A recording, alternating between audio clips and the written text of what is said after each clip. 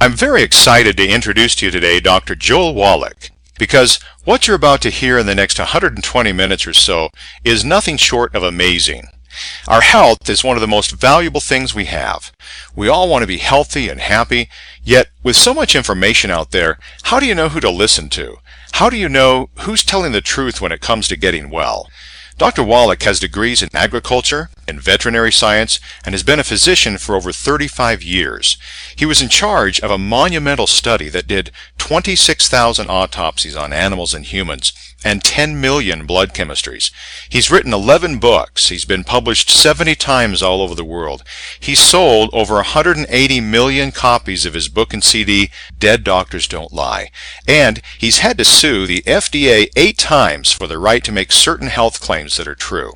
When he couldn't get doctors to take note of the fact that the animal industry, because of his research, had eliminated almost every birth defect and over 900 diseases in animals with simple nutritional formulas, and that it should work the same way in humans, he became a physician himself.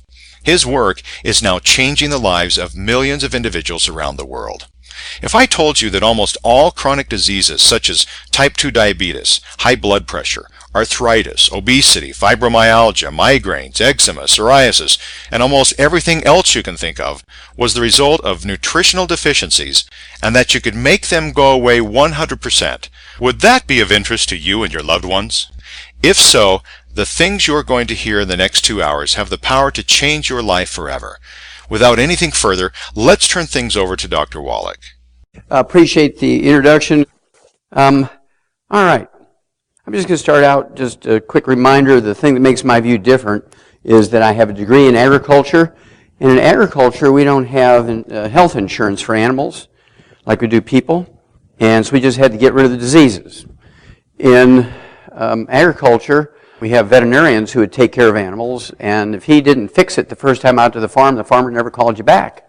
In human medicine, they treat you for 25, 30 years because you have insurance. Insurance has been the worst possible thing for human health because it allowed doctors to use you for an ATM machine. Even though there are cures available, they will treat you for 25 years even though there's cures available. There's no law requiring them to cure you when there's a cure available.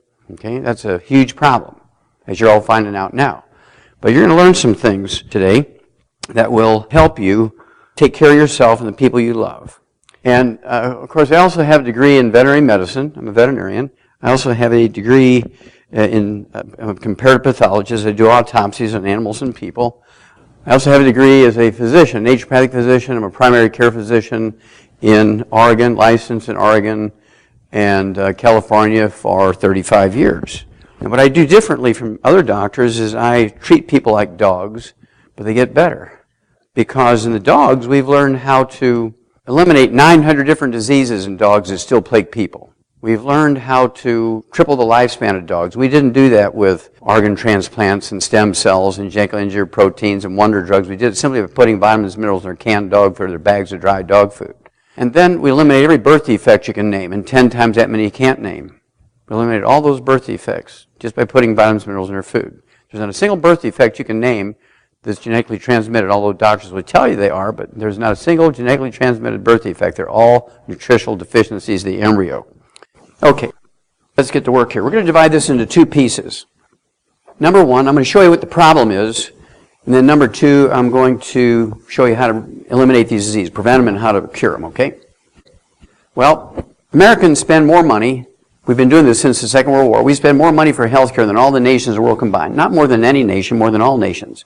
There's 204 nations in the United Nations, and we spend more money each year for health care than all of them combined. We spend just short of $3 trillion for health care. And what do we get for it? We're 92nd in healthiness. There's 91 other nations whose peoples are healthier than us, according to our CDC, the Center for Disease Control of Atlanta, Georgia. We rank 60th in longevity. There's 59 other nations whose peoples live longer than us, and God forgive us, we rank 41st in live births and first month survivability of our babies. December 2008, Time magazine cover article says the annual checkup of American health. Oops, the sorry state of American health. Remember, we're spending more money for health care than all the nations of the world combined, and the only thing they can say on the cover of Time magazine in December of 2008 about our health care is the sorry state of American health. Despite technological advances in medicine, Americans are less healthy than we used to be. Our health is declining. Okay, it's getting worse. More doctors, more pharmaceuticals, more insurance, more of everything, and it's getting worse. Worse yet is the next generation of kids are going to be worse off. Experts in medical schools tell us that our children are not going to live as long as us if things continue to go the way they're going. They're not saying that you're going to die at 75 and your kids are going to die at 72, 15 years from now. What they're saying is you are going to be burying your children. You're going to be standing at your gravesite burying your children if you don't change what's going on here. The doctors aren't going to change. The pharmaceutical industry is not going to change. We're going to have to do it. Now, the most important part of a human being's life is the first 91 days of pregnancy. That's when the embryo, after fertilization, the egg is fertilized by the sperm, the embryo goes down this assembly line, 91 days it's assembled.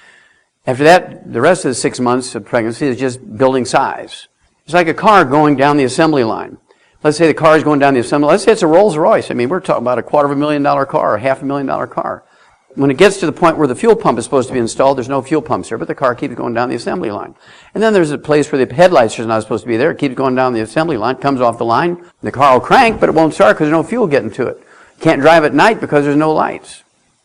That's what happens, call them birth defects. There's not a single birth defect that's genetic. All birth defects are, in fact, preventable. We've done it in the animal industry. So let's look at some of this stuff. Just so you don't think I was giving you false figures. When it comes to live births and first month survivability of our babies, we're number 41 in the world. They say it's the USA shame. That is not true. That is not true. Because you put up money, you spend more money for health care than all the other nations of the world combined. So it's not America's shame, it's the OBGYN shame. If every OBGYN was put in jail for 6 months every time they had a baby born with a birth defect in a pregnancy that they monitored, after a couple of years, there wouldn't be any more babies born with birth defects because they'd learned what I'm going to teach you tonight. So pay attention here. Okay, now whether you agree with Sarah Palin's politics or not, she was a very powerful woman. She was the governor of Alaska. She was the vice presidential candidate for this United States for a large party, political party. And her OBGYN, who monitored her pregnancy, allowed her pregnancy to result in a very, I'm sure, very nice child, but with Down syndrome. Trisomy 21, Down syndrome, is not a genetically transmitted disease. It's a simple nutritional deficiency in the first 10 minutes of pregnancy. When a woman misses 2 periods and then she goes on prenatal vitamins, it's 2 months too late. The first 10 minutes of pregnancy, if you don't have everything that baby needs, 1 out of 700 babies, out of the millions of babies that are born every year in America, 1 out of 700 babies in this country are born with Down syndrome. Somebody needs to go to jail here, folks. Totally unnecessary. How many of you heard of cerebral palsy? There's a cerebellum, little part of the brain that controls your fine motor movements so you can play the piano and stand on one foot and balance yourself and all this kind of stuff. It's called the cerebellum. And when a baby's born, it's about the size of a tangerine if it's normal. But babies with cerebral palsy, their cerebellum is the size of a grape. Not genetic, it's just when there was babies going down the assembly line, the stuff that was necessary to make that cerebellum wasn't there. And it could be the size of a grape, it could be half the size of a tangerine, 3/4 of the size of a tangerine. Extremely minor cerebral palsy. There's some modest, some modestly severe, and some severe, and then there's some catastrophic, like this young lady. Totally preventable. You see, the embryo starts out as a disc, and then it folds into a tube. And all this stuff going on, if the things aren't there when it's supposed to be, you get these defects. And who should we blame? Should we blame ourselves? Is America's shame? No. It's the OBGYNs. How much nutrition do they get? 0. They get, in 8 years of medical school, they get 0 nutrition. And what is the most important thing in the life of an embryo? Nutrition. Somebody needs to go to jail. And then, talk about all these cleft lip, cleft palates. These are all simple nutritional deficiencies of the embryo.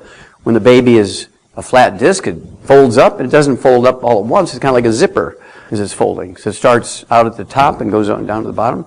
And you get belly button hernias, you get things like hiatal hernias in the diaphragm. And you can find a good Christian surgeon who will donate his time to sew these little kids up. It'll cost you $250 that save the children for each kid for the anesthesia and the suture material to sew them up so they can suck on a straw and speak intelligibly. They're not going to look beautiful like movie stars because they're still going to have massive scars and things. But these things are totally preventable. So now you're armed, now you're dangerous because you know something. And so when do you start a child with all 90 essential nutrients, all 90 essential vitamins and minerals? Well, before they're conceived. Before they're conceived. All through the pregnancy that they're developed in, from the moment they're born. And after 1 generation, we will never have a child with any birth defect. Now, how many of you heard of genetics? DNA, that double helix, all that kind of stuff. Well, the double helix in the DNA was identified in 1953 by James Watson, an American, and Francis Crick, an Englishman. And they were running up and down, we found it! We know the secret of life now. If you have a genetic disease like diabetes, we can engineer in a test tube a normal gene from you. We can take a stem cell for you. We'll engineer a perfectly normal gene for diabetes, and we'll replace your diabetes genes with it, and we'll get rid of your disease. I mean, they were excited. 9 years later, they actually got the Nobel Prize for it, for mapping out this double helix structure. And I mean, science went to work. They came up with 850 genetics tests. 850 genetics tests, right? This is December 2012, cover article, Time Magazine. I just love it that Time Magazine knows more than the medical trade. They don't know their anatomy, though. They say this baby's colon cancer gene is in his right shoulder. His glaucoma gene for blindness in the eye is in his right knee, and his prostate cancer gene is in his left knee. Well, guess what? They have all these tests. We've spent $1 trillion. That's $1,000 billion we've spent mapping out the human genome. How many know in 2001 we did it? We've mapped out the human genome. We know all the sequence of all the things now, right? That was 12 years ago. Now, to the date, when they got their Nobel, when they discovered it in 1953, Watson and Crick, Watson, 60 years to the date, March 22nd, 2013, says, and he was speaking to the University of California, San Diego, and the Salk Institute, and he said, gene sequencing is not the solution to solving diseases. The solution is good chemistry, means vitamins and minerals. Gene sequencing to cure cancer and diabetes and obesity and high blood pressure and all this kind of stuff is irrelevant. Everything they've done in the last 60 years with genetics, the guy who got the Nobel Prize for it says it's irrelevant. Now, I said that in 1978, and they all laughed at me. Of course, most of them that laughed at me are all dead. But Watson said you can sequence 150,000 people a day, and you're not going to cure cancer, diabetes, or any other disease. Most of the experiments we've done over the last 6 years have been irrelevant because none of it's genetic. So I have a book coming out at the end of this year. It's my 14th book. This is the cover of it. Epigenetics, the death of the genetic theory of disease transmission. All the diseases that are said to be genetic are in here and shows you how to prevent them and how to reverse them. Okay? Now here it comes. Now be alert for this one. This is it now. There's a very boring scientific journal called Food Chemistry. You pick that thing up and you open it up and it's just page after page of columns of numbers and things. And just like carrot and numbers and beets and numbers and corn and numbers.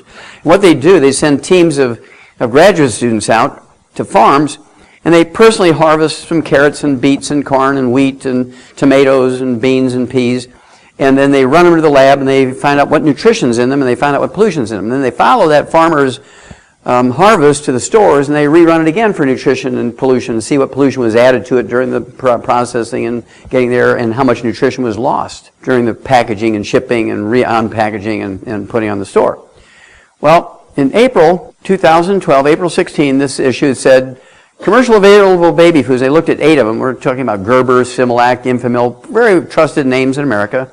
Okay, commercial available baby foods may contain less than 20% of the recommended levels of many minerals and vitamins. Less than 20%. Dog food has 100%. Laboratory rat food has 100%. Laboratory rabbit food has 100%. Chicken, sheep, pig, horse, cow food has 100%. And your babies and grandbabies have less than 20%. Why is that? Because the medical trade, in 8 years of medical school, gets no nutrition. They just train them how to take your credit card and how to prescribe prescriptions. That's it. This is the cause of most of our problems right here. And so now I'm going to tell you, remember, I have a degree in agriculture. I'm a veterinarian. I'm a comparative pathologist. One project for National Institutes of Health at Emory University, I did over 20,000 autopsies, 20 million chemistries. It's published in a 1,200-page book that's in the Smithsonian Institute as a national treasure. I then went on and became a physician because I couldn't get doctors to do what I was saying to do, so I went and did it myself. Sometimes you just got to do it. And so that's where I come from. Well, in the veterinary industry, we've eliminated 900 different diseases that still plague people. Not with wonder drugs and stem cells and organ transplants and genetically engineered proteins. We did it simply by putting vitamins and minerals in our dog food. We eliminate every birth defect you can name and 10 times that many you can't. Just simply by putting vitamins and minerals in our dog food. We've tripled their lifespan. 6 years ago, an old dog was 8 years old. Today, an old dog is 25. We did that simply by putting vitamins and minerals in our dog food. And so I decided to treat people like dogs, and you know what? They got better. Newsweek magazine, cover story, and that's most people's initial reaction. They get a little giggle out of this kid. He thinks he's won the lottery. He's clutching this nice warm envelope full of supersized French fries. He is one happy kid, right? But he's doomed. He says, when I grow up, I'm going to weigh 300 pounds. Help. It's not genetic. It's actually a simple nutritional deficiency disease. I don't know how many of you know this, but I actually wrote a book, I don't know, early 2004, something like that, called Hell's Kitchen. It was actually based on a sermon that I gave in my own church in San Diego. And the pastor gave me permission. We have a CD of it. And I said, Pastor, I want to call it Hell's Kitchen. And he thought for me, he said, well, hell yeah. So I thought he was cool.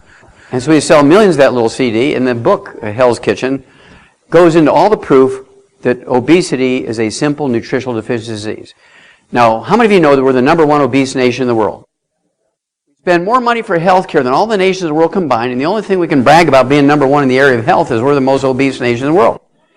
And so what does that tell you about what the medical system knows about obesity? Veterinarians know everything about it.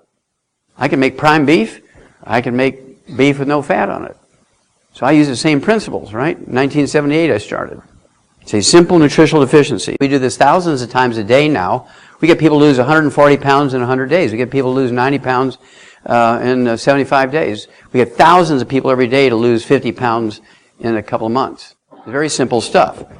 Once you know what button to push, it's easy. Now here comes the beauty of this whole thing. June 20th, 2013, the AMA declared obesity a disease. Well, hallelujah! See, prior to that time, they said obesity is just people making bad choices in food and lack of exercise and too much screen time and all that kind of stuff. No, it's a simple nutritional deficiency disease. I'm going to prove that to you here in a minute. It's a simple, you take the nutrients and it just goes away. It's real simple.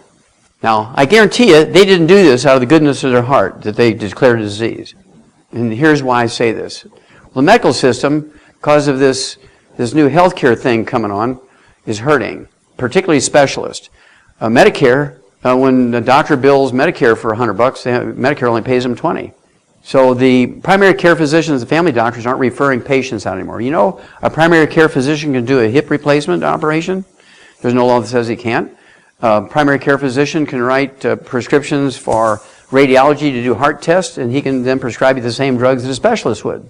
And so suddenly now the family doctors are keeping the complicated patients because Medicare is not paying much anymore. So the specialists are starving. So they're looking around. They're selling their businesses to hospitals. Hospitals are tripling the prices of tests and prostheses and surgeries and procedures and drugs because they have no competition out in the field anymore, so they just triple the price. Once they bought up the last doctor practice in town, they just triple the price. They have no competitors anymore. Isn't that lovely? Now, so why then did doctors declare obesity a disease? Because insurance pays for diseases. They said, well, where are all the fish at? Well, the fish are in obesity. And so we'll declare a disease now so insurance will pay for it. Now we can make our house payment. That's why they did it. It's not because of the goodness of their heart. How many heard of ADD, ADHD, and autism? It has nothing to do with vaccinations. None of those things have anything to do with vaccinations. I'm a pathologist, so I do crazy things. I looked at batch numbers that nobody else did before. I look at batch numbers on vaccinations. There's only less than a dozen manufacturers of childhood vaccinations, and then they private label them to all these distribution companies and everything. Use the same raw materials. They have the same batch numbers no matter whose labels on there. They use the same batch numbers. And they use the same batch numbers in Africa and Asia and Europe and North America and Central America and South America. But 95% of all autism, ADD, and ADHD, 95% is in this country. So it's not the vaccinations. Let's see, remember food chemistry, April 16th, 2012? Our babies are getting less than 20% of the nutrients they require. Your brain requires nutrients. So you're getting less. I mean, there's no nutrition in Fruity Pebbles and apple juice. There's no nutrition in Sugar Frosted Flakes and Welch's grape juice. There's no nutrition in Eggos or instant oatmeal and Sunny Delight. That's why we have all these problems with these kids, because their brains are dying of malnutrition, not vaccinations. How many heard of Alzheimer's disease? Raise your hand.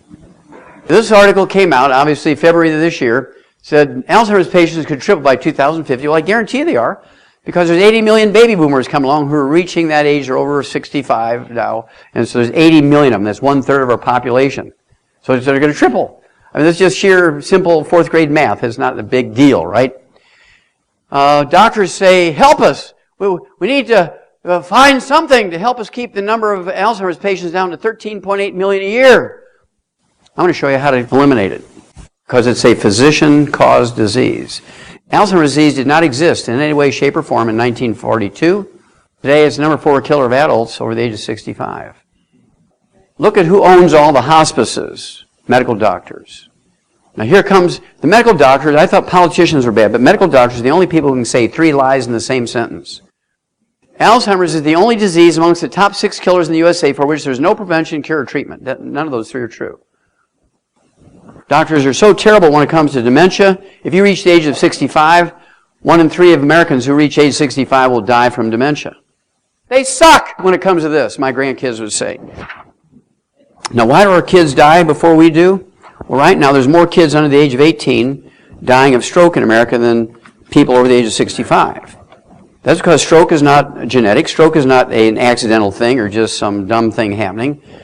I actually sued the FDA over this, and I prevailed, but doctors don't pay attention to those sorts of things.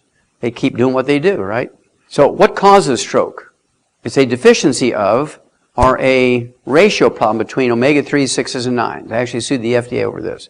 To be able to say you can supplement with omega-3s and actually reduce and eliminate thrombotic stroke, blood clots in the brain, coronary thrombosis, pulmonary embolism, and deep vein thrombosis. Before I sued the FDA in federal court and prevailed, with my own money, no, we didn't have any organization. It was my money because I couldn't stand it anymore. So you see, there's no omega-3s in Cheerios or oatmeal or Sunny Delight. You can only say, before I sued them, you can only say eating foods rich in omega-3s could reduce the risk of thrombotic stroke and coronary thrombosis. I had to sue them to be able to say, like I'm telling you tonight, you can supplement properly and guarantee you're never going to have that problem. Okay? Now, I'm 74 years old. I've never been to a doctor in the last 65 years. Never been on prescription medication. I don't have any health problems. Nobody's going to steal an airplane with me on it. I find it amusing that they'll take your fingernail clipper away from you, and I can kill 3 people in a minute with my ballpoint pen. Government is typically stupid, right? AARP, American Association of Retired People, they're marketing to 55-year-olds now. I love that. Okay, March 2012, a little over a year ago, cover article, the worst place to be in America when you're sick is an American hospital.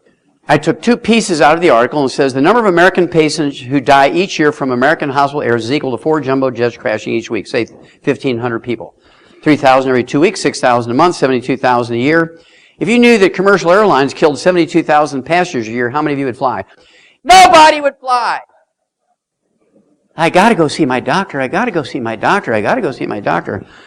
Okay, then it also said in that article, each U.S. surgeon operates on the wrong person, wrong body part as often as 40 times a week. Even a 3-year-old knows left from right. That was in March. In December of 2012, each surgeon in the United States makes thousands of errors. They get a walk. Now, why is that? 1914, almost exactly 100 years ago, medical doctors legislated themselves into a protected monopoly. There was a thing called the Flexner Report back in 1914. They legislated themselves into a protected monopoly. They're the only legal monopoly in America. They legislated, not only did they legislate themselves into being a monopoly, but they legislated all their competition into being quacks. If you're not an MD, you're a quack. The federal government, the state government, the county and city only recognize MDs. The military only recognizes MDs. And yet they have failed us terribly. We rank 92nd in the world in healthfulness. We rank 60th in longevity. And we rank 41st in live births and first month survivability of our babies. There's no competition. You see, I can't go to a public meeting and say, you don't have to take drugs for diabetes for 30 years and go blind, get your legs cut off, and have 25 years of your life go away and gain too much weight and all this kind of stuff. With a little simple nutritional program, which we call the Healthy Blood Sugar Pack, you know, there's over $100 billion worth of research into that Healthy Blood Sugar Pack. Sounds pretty simple, Healthy Blood Sugar Pack, but there's $100 billion worth of research in that. We've known for 70 years it's a simple mineral deficiency disease. You take this, within 4 to 6 weeks you'll be off your medication, you'll be an ex-diabetic. It's that simple.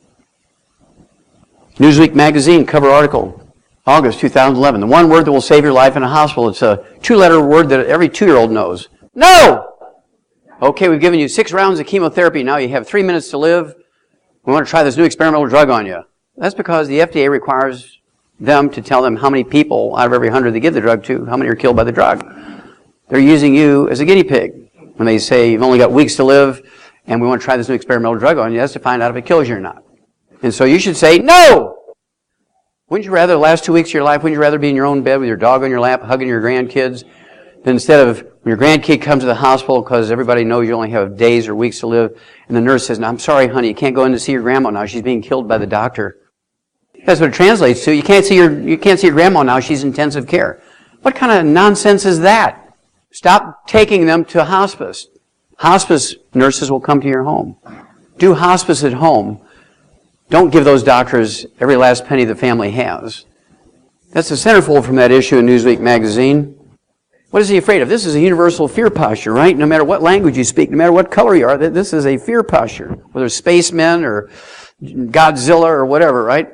And so what is he afraid of? Well, I'll tell you, there's 7 doctors on the opposing page coming to him. I want you to look at them and see if they're coming to him with a good Christian heart.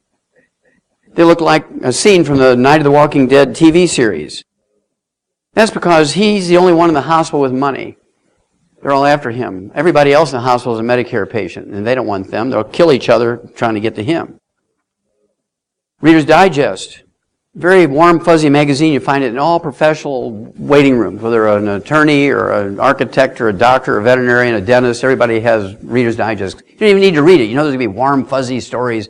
Dog drags a 2-year-old out of the house during a fire. 4-year-old calls 911, saves grandma's life. That's the kind of stuff that you find in Reader's Digest. Well, in June of 2007, hospital mistakes you can avoid. Look at the font size. It's blood red. It's screaming at you to read this thing. Do you think every doctor made sure this issue was in their waiting room? I don't think so. I spent 20 years in the Air Force myself. I love veterans.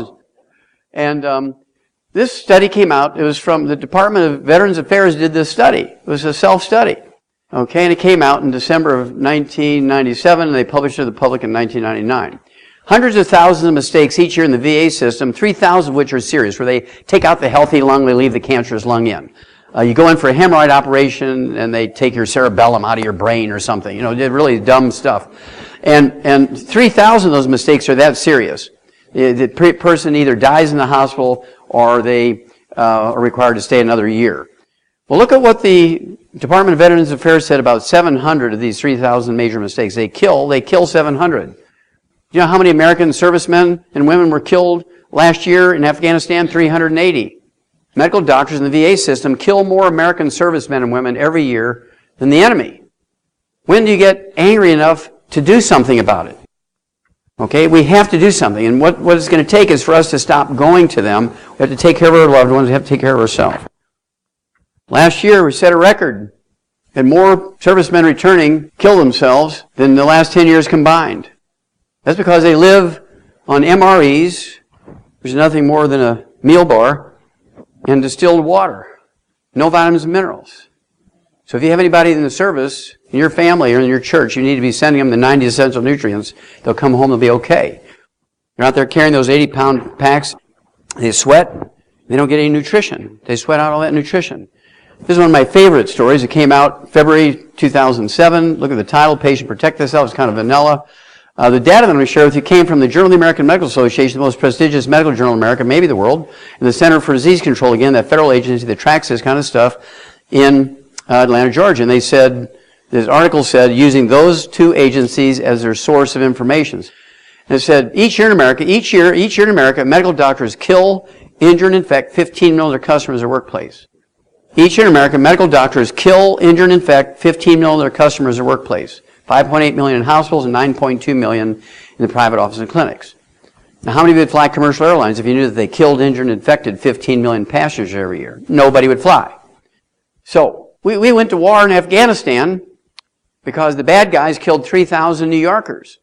Here's one group of tradesmen here in this country yearly kill, injure, and infect 15 million.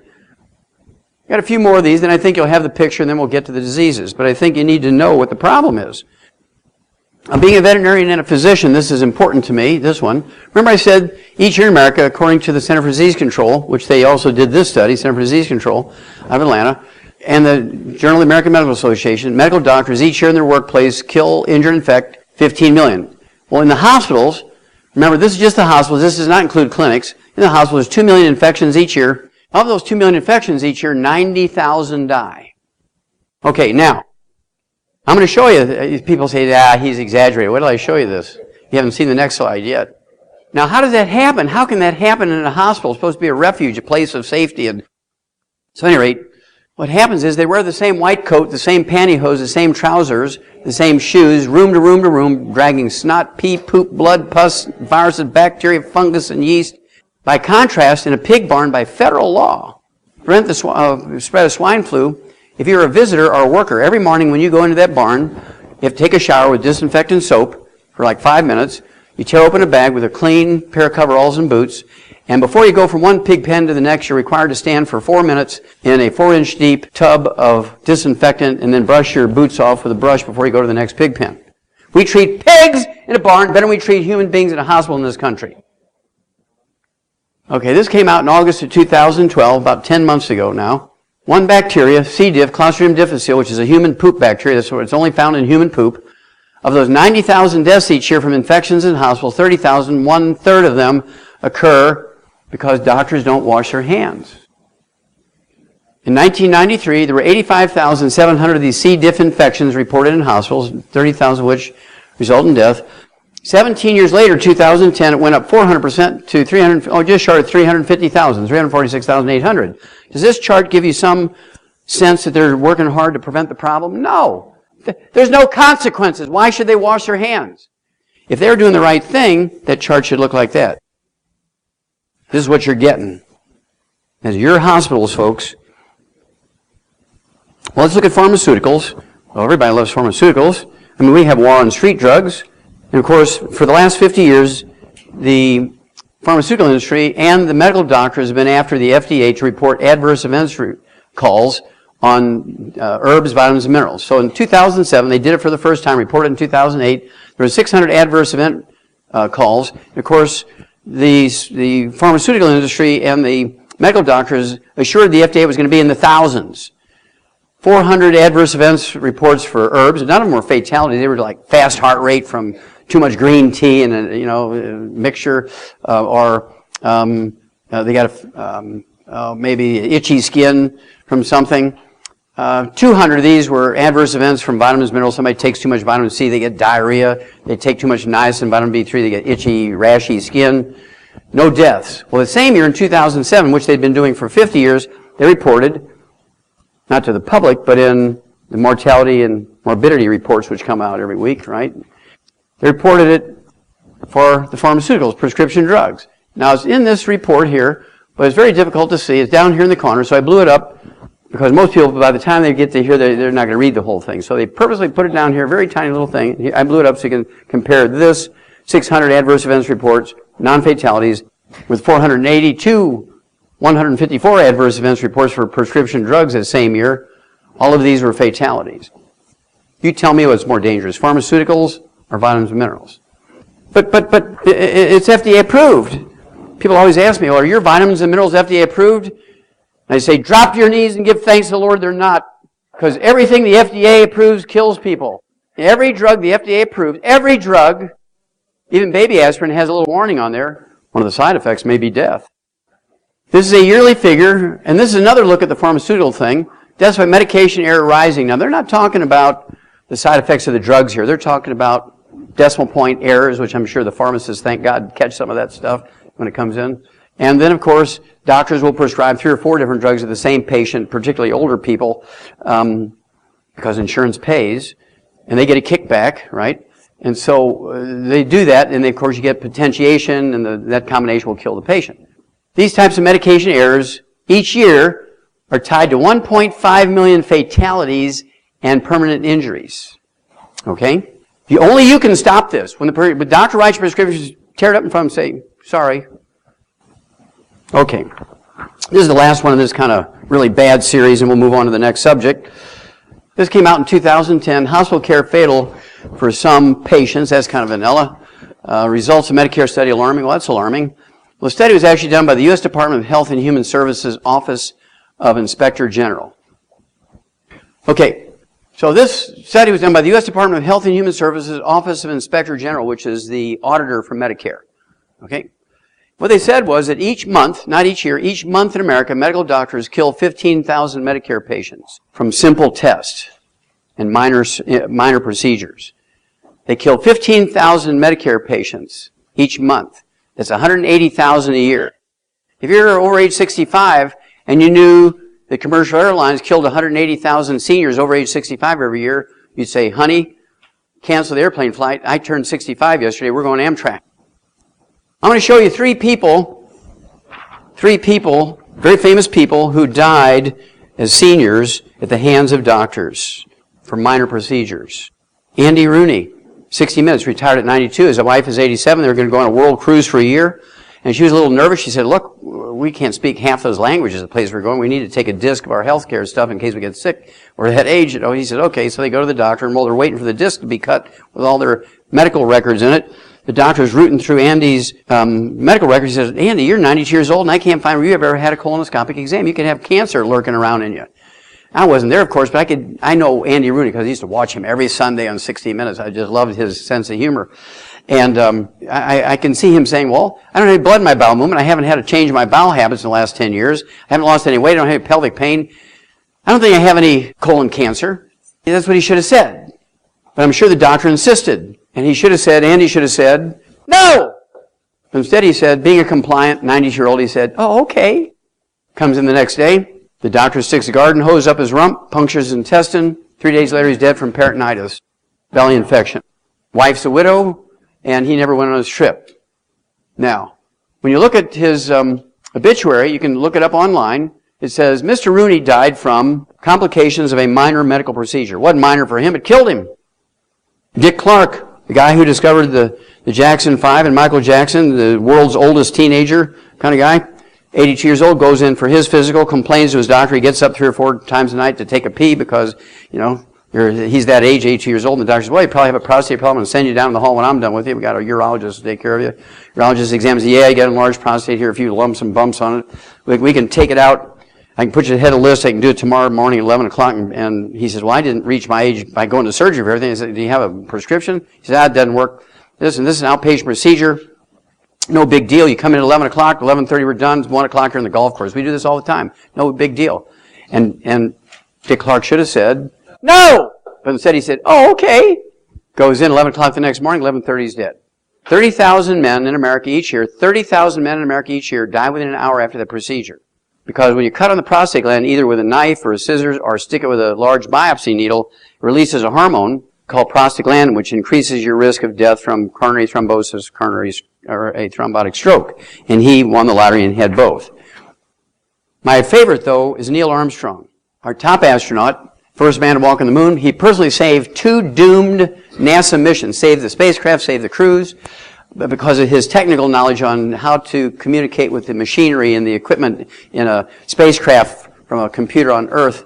I mean, we have more information and more technology in this little smartphone than they had on the spaceships, right? But he had enough, he could save those 2 crews. He goes in for his physical, 82 years old. The doctors come out and said, astronaut Armstrong, that NASA program must be wonderful. You're 82 years old, you have perfect health, you don't have any symptoms of any kind, your laboratory work is perfect. The only thing we can find, one coronary artery is 30% blocked, not going to cause angina, no chest pain. The odds of you getting a heart attack from that are very low. But if you wait 5 or 6 or 8 years, it's a progressive thing. It'll get worse. You could die, go into the hospital with a heart attack, blah, blah, blah. You're fit now. You should let us put a stent in there, do a bypass. You'll never have a heart attack from that artery. He should have said, no! Instead, he said, okay, let's do it! 3 days later, he was dead from complications resulting from an elective cardiovascular procedure, an unnecessary cardiovascular procedure. We could clean that artery out in just a couple of weeks. There was no investigation by NASA. There was no investigation by the New York State Medical Society. There was no investigation by the hospital medical board. What if Al-Qaeda would have kidnapped him, cut his head off on YouTube? We'd have sent in drones. We'd have sent in SEAL Team Number 6. Somebody would have died if they had killed our top astronaut. But if doctors do it, it's okay. Okay, cholesterol. There's not a single disease that's caused by elevated blood cholesterol. Normal cholesterol for a human being is 220 to 270. Where did I get that figure? It's from a study that was done back in the 1950s at the University of California, San Francisco. Stephen B. Hulley was the guy he's a cardiologist, and he's also an epidemiologist. He looked at 300,000 people. Of those 300,000, 6% had blood cholesterols below 200. And for start of the study for 20 years, he thought they were going to be the ones that have the fewest cardiovascular events and live the longest. Well, the ones who lived the longest and didn't have any cardiovascular events were ones who had cholesterol of 220, 270. He reported that in the Journal of the American Medical Association. You know how many doctors paid attention to it? Zero.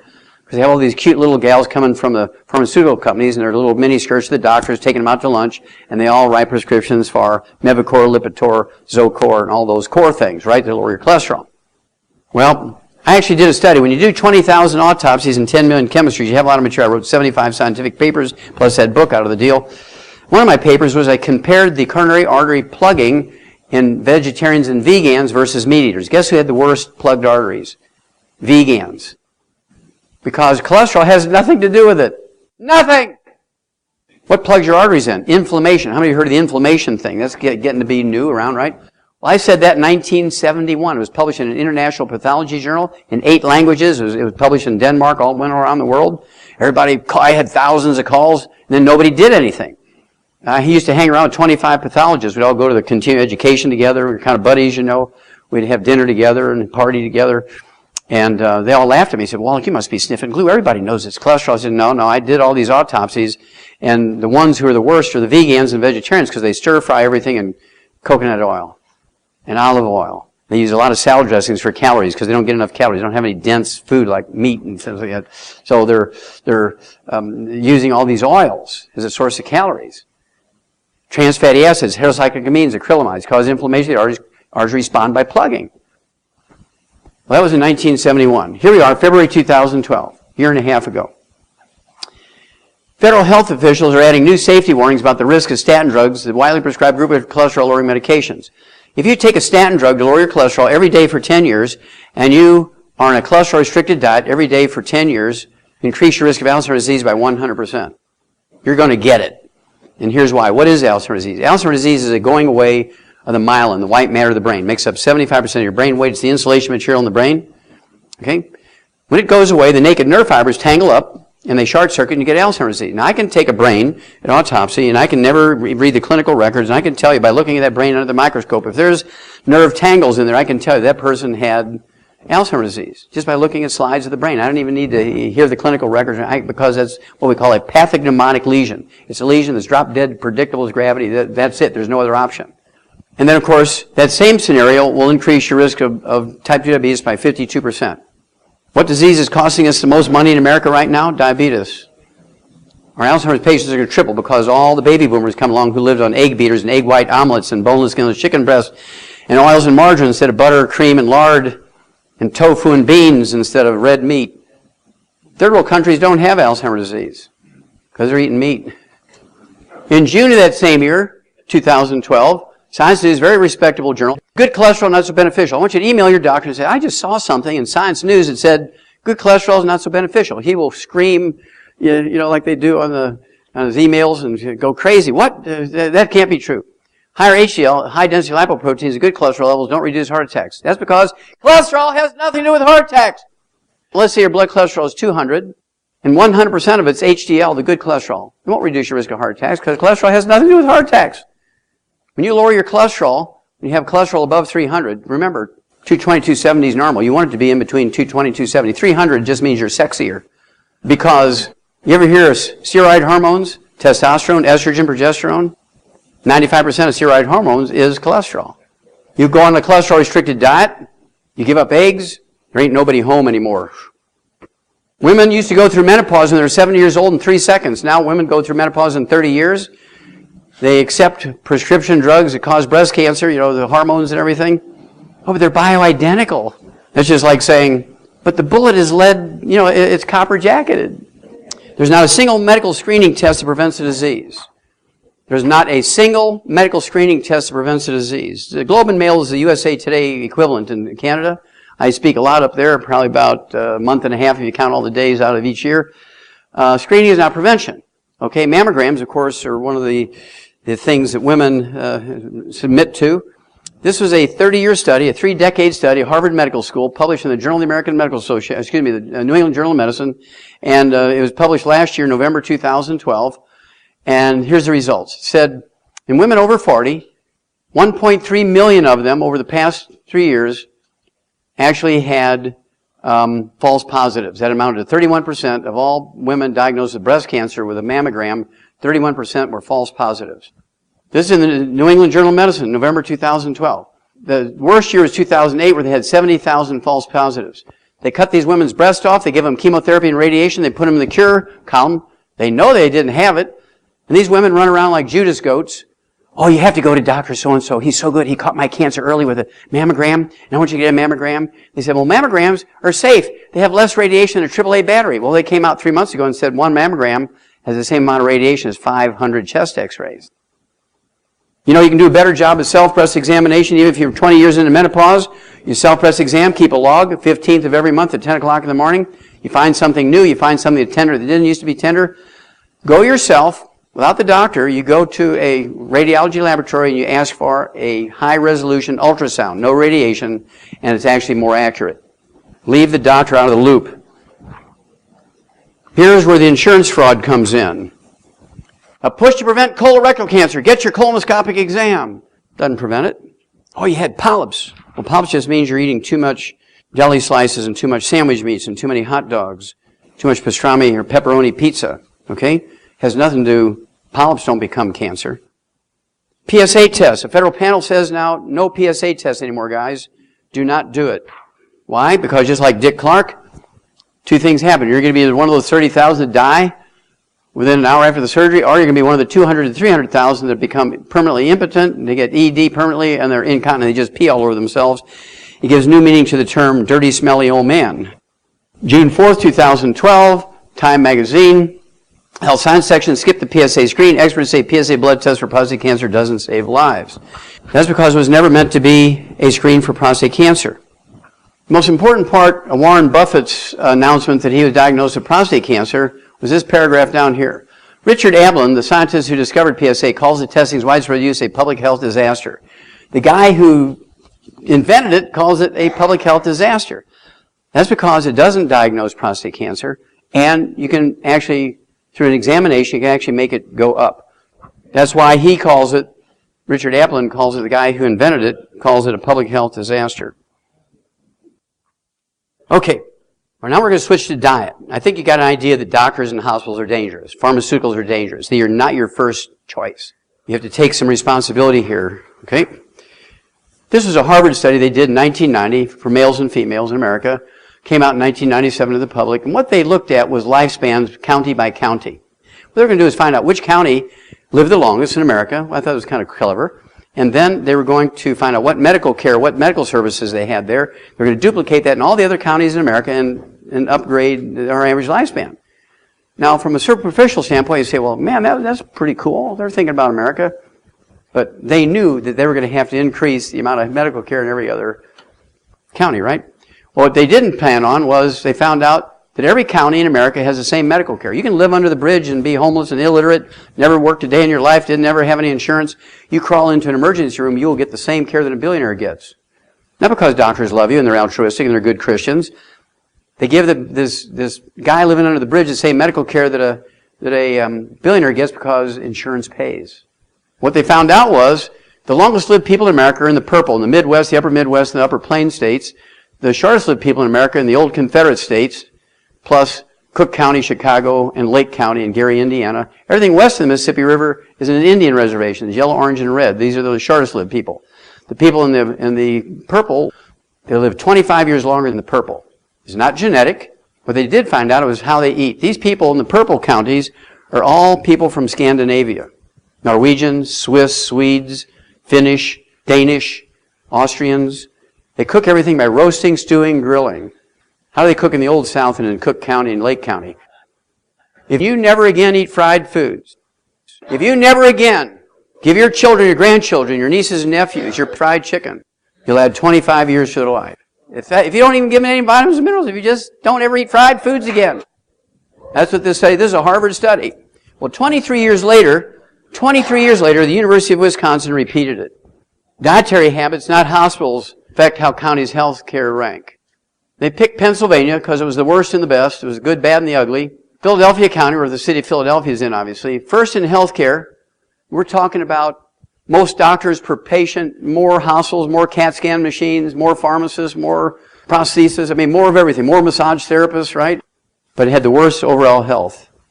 You see, it's not hospitals, with the exception of bleeding emergencies. That's where they shine, is bleeding emergencies. But when it comes to diabetes and high blood pressure and heart disease, they know nothing. When it comes to obesity, they know nothing. They don't know anything there. But all they're taught to do is prescribe drugs. They don't know. I can't forgive them for that because they've had 100 years for somebody to stand back and say, you know, we're killing more people than the enemy. We need to stop what we're doing until we figure out a better way. Why is a dumb farm boy from Missouri the one that's doing it? This guy's been dead for 35 years. He's still killing people. Fried food causes trans fatty acids and heterocyclamines and acrylamides. They cause cancer. There's no doubt about that. The FDA knows that. They keep preaching it. Everybody keeps going to Kentucky Fried Chicken. So here's what I urge you to do. I urge you to take your kids, your grandkids to Kentucky Fried Chicken and show them how to eat there safely because they're going to go with their friends. You can eat Kentucky Roasted Chicken, KRC. You can eat their salad bar. That's it. Nothing else there is safe. Same way with McDonald's. I'm on the road a lot, so I eat a lot of McDonald's, but I'll just have their quarter pounder with some cheese on it, lettuce, tomatoes, and onions because I get it in 8 minutes and it only costs me $3. If I go to Fridays, the same thing will cost me $18, right? But I don't eat the bun, I don't eat the mayonnaise, I don't eat the salads, I don't eat the dressing and all that kind of stuff. I just have my burger, which is 100% meat, and then I put some cheese on there and I put my lettuce, tomatoes, and onions and pickles. I use mustard because all that is mustard seeds and vinegar and salt and water. There's nothing else in there, okay? And so you can be very selective. No fried foods. I do eat their little parfaits, which is a yogurt with 2 ounces of yogurt in it. It has 4 blueberries and a half a strawberry. I know because I do an autopsy on them every time I eat them. This came out October 2012. Just one multiple a day can reduce your risk of cancer. One particular mineral, we've known this since 1957. One mineral, actually went back actually to 1912. One mineral called selenium can reduce your risk of breast cancer, ladies, by 82% if you take 200 micrograms a day. Any woman who didn't have her OBGYN tell you to take 200 micrograms of selenium every day should be put in jail for mass murder. You also, if you cook your meat medium rare instead of well done, you reduce your risk of breast cancer, ladies. It was University of South Carolina did this study, came out in 1998.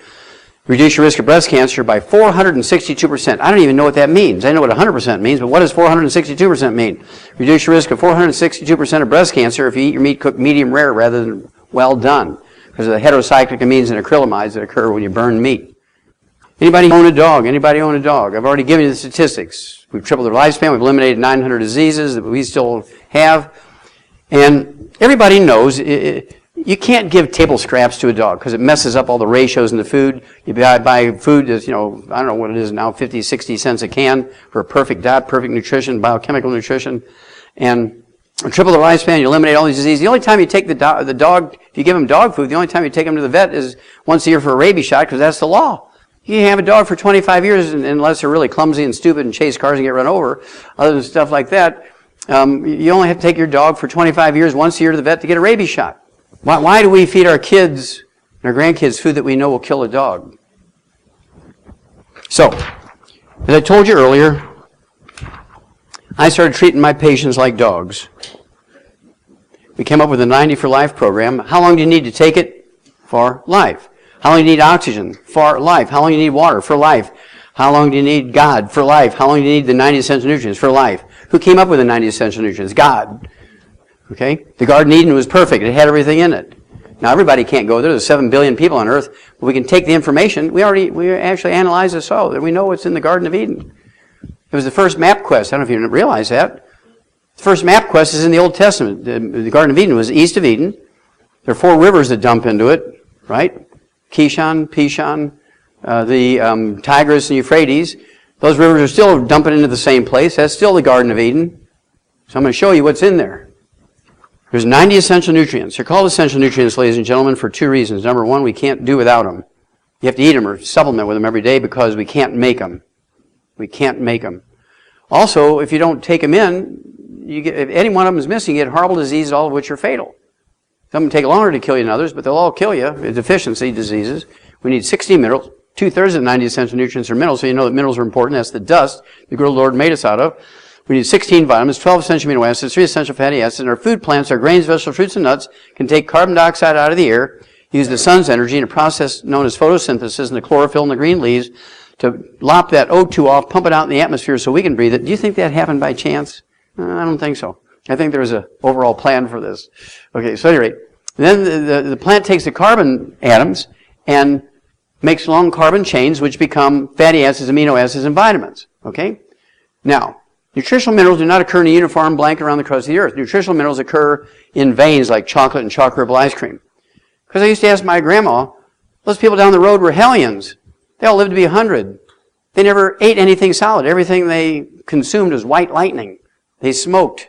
They stayed up all night and partied, loud music. You'd hear it 3 miles away in a flat land in Missouri. And they lived to be 100. The pastors would die at 42 and 48 and 50. Why was that?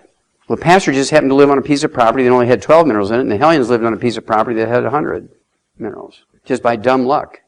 But the pastor can supplement, can't he? Now, how many can remember going to your grandma and grandma's house, and they had a grandma and grandpa's house, and they had a wood stove? Anybody remember the wood stove days? Some of you may still have a wood stove or a fireplace. What did everybody do with the wood ashes every morning? Did they throw them in the recycling bin to save the earth? Where did the wood ashes go? In the garden. They went in the garden. Well, wood ashes are not ashes. Somebody gave them that name thousands of years ago, and they kind of stuck affectionately. But that powder that's left in the stove, in the fireplace, in the fire pit is actually the minerals that the trees sucked up out of the ground. When you burn the carbon in the wood, the minerals don't burn. They just fall out as dust. Well, there's that word dust again.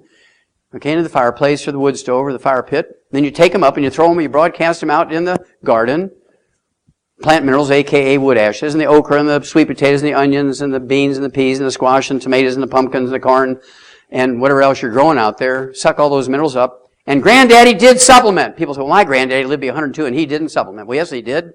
He put those minerals into the garden. The trees, or the plants sucked them up, and he ate those plants, and he got his minerals in that fashion. He didn't have them in a capsule, but he took those minerals. Okay. That all ended at 3 o'clock in the afternoon, Monday, September 4th, 1882. We know the exact moment because there's a front page story in every newspaper in the world. At 3 o'clock in the afternoon, Monday, September 4th, 1882, it all ended. This man here on Pearl Street, on the bluff overlooking the construction of the Brooklyn Bridge, pulled the switch and turned on the first commercial electric generating plant. Within 10 years, every town and every city in the industrialized world, the first world countries, the rich countries, had converted from wood as a universal fuel to electricity, propane, and natural gas. Now you tell me how many wood ashes, how many plant minerals are left over in your home when you fuel it with electricity, propane, and natural gas? 0! And what did you replace it with? Nothing. And here comes a doctor strutting around in their white coat and their stethoscope around their neck. You don't need to take them vitamins and minerals. They'll just get expensive. You're and waste your money. You can get everything you need just by eating well. You don't need to take them vitamins and minerals. They'll kill you. They're very dangerous. You can overdose in them vitamins and minerals. Everybody says, oh, okay, you're the one with the white coat, so I believe you. Now, this is a cornfield in central Nebraska. I want you to look at the uniformity of those rows, the uniformity of the plants. And I'm sure if you look at the ears of corn, they're all uniform too. They're the same genetic variety. But I can guarantee you, just by looking at that picture, I can tell you that there's enough magnesium, which makes the leaves green, to convert energy from the sunlight. There's enough phosphorus, potassium to drive growth in those fields. Because if there wasn't, you'd have bald spots or thin spots. So you know there's optimal amounts of those 3 minerals. That's all a plant needs to make good seeds for the next generation. Humans and all vertebrates, whether a hummingbird, a human, or an elephant, need 60. Plants only need 3. Do you think farmers put in 60? No, it's too expensive. You wouldn't pay for it. And so they only put in 3, because that's all it takes to get the maximum yields. This is my favorite picture. It's a satellite picture from 100 miles up. This is Southern California agricultural land. This is Pacific Ocean out here. This is Yuma, Arizona over here. Mexico's down here 200 miles south of this Salton Sea, which is a small salt lake, about 1/10 the size of the Great Salt Lake in Salt Lake City, Utah. But why don't you see, remember I told you that nutritional minerals occur in veins like chocolate and chocolate ripple ice cream. This is what you're seeing here. All these different swirls and whirls. There are different veins of minerals and mixtures of minerals, different amounts of each one. So if you were to grow tomatoes in every square foot, that's about 100 square miles, because this picture is taken from 100 miles up. When you grow tomatoes in every square foot of that 100 square miles down there, could you guarantee, without supplementation, that each tomato is going to give you the exact same amount and variety of minerals? No. I mean, you don't have to know anything, but you just look at that picture, you know it's not the same. Well, in the animal industry, we know that. And so in the animal industry, we put everything we know that that dog and the cat and the chicken and the sheep and the pig and the horse and turkey and duck, everything that we're feeding with pellets and mixtures of grains, we put everything we know they need in it. When you look at a label on the back of a can of dog food or a bag of dog food or a bag of chicken food or pig feed, guess what? The only thing that shows up on that label is what we put in there. Because if they were to analyze each batch, guess what? That can of dog food costs you $500. The only thing that label represents is what we put in there. Everything else is naturally in there. We consider that value added. And see, every morning when you wake up, it's the grace of God you woke up, because the night before when you ate dinner, if you didn't supplement with the 90 essential nutrients, you don't know if you're going to die that night by missing one of those. That's how critical it is. Eating organic doesn't matter. Organic says less pollutants. Doesn't say anything about the nutritional value of the food. They looked at 240 separate studies where they looked at the amount of nutrition, minerals, and vitamins in organically grown versus inorganically grown grains and vegetables and fruit. And guess what? It depends on what row in the field they're growing in. Organic doesn't mean good nutrition necessarily. You still have to supplement. That's why vegans and vegetarians die long before meat eaters. Let me tell you, the top 20 longevity cultures on earth, there's not a single vegetarian in the group. They're all meat eaters. They don't fry anything. It's too expensive to buy the oils. They're poor. Now this is the core of everything we do. We have 100 cubic miles of this stuff. This is a compost that has 77 minerals in it. It is totally pollutant free. It's the only place in America that's totally pollutant free. Now that's because the road that these guys are standing on at 3,000 foot elevation. So if the water would raise from the underground aquifers, the underground rivers would bring pollutants into this stuff, it'd be the second flood. Okay, it'd be bad. It'd be like 2/3 of a mile deep. Also, this cap up here is 25 feet of marine limestone. We know that because the animal and plant fossils that are in there are from the oceans. So we know this has been under the oceans for thousands and thousands of years. Was this from the flood? I don't know. But certainly it's been protected, has 77 minerals in it. It looks like coffee grounds when you take a handful of it. And this is where we get our minerals. This is the core of everything we do. Nobody else has access to this. We have 25 different ways to get the 90 essential nutrients. One of the more convenient ones we call the Healthy Start Pack. It has 3 products in it. It has 245 nutrients in it, including 115 fruits and vegetable juices. 115, this is not V8, this is V115. Has all 90 essential nutrients in optimal amounts. This is designed for perfect nutrition for 100 pounds of human flesh for a month. So if you give this to a 50-pound kid or a 50-pound midget from Spain, it doesn't matter, 50 pounds, it goes by body weight.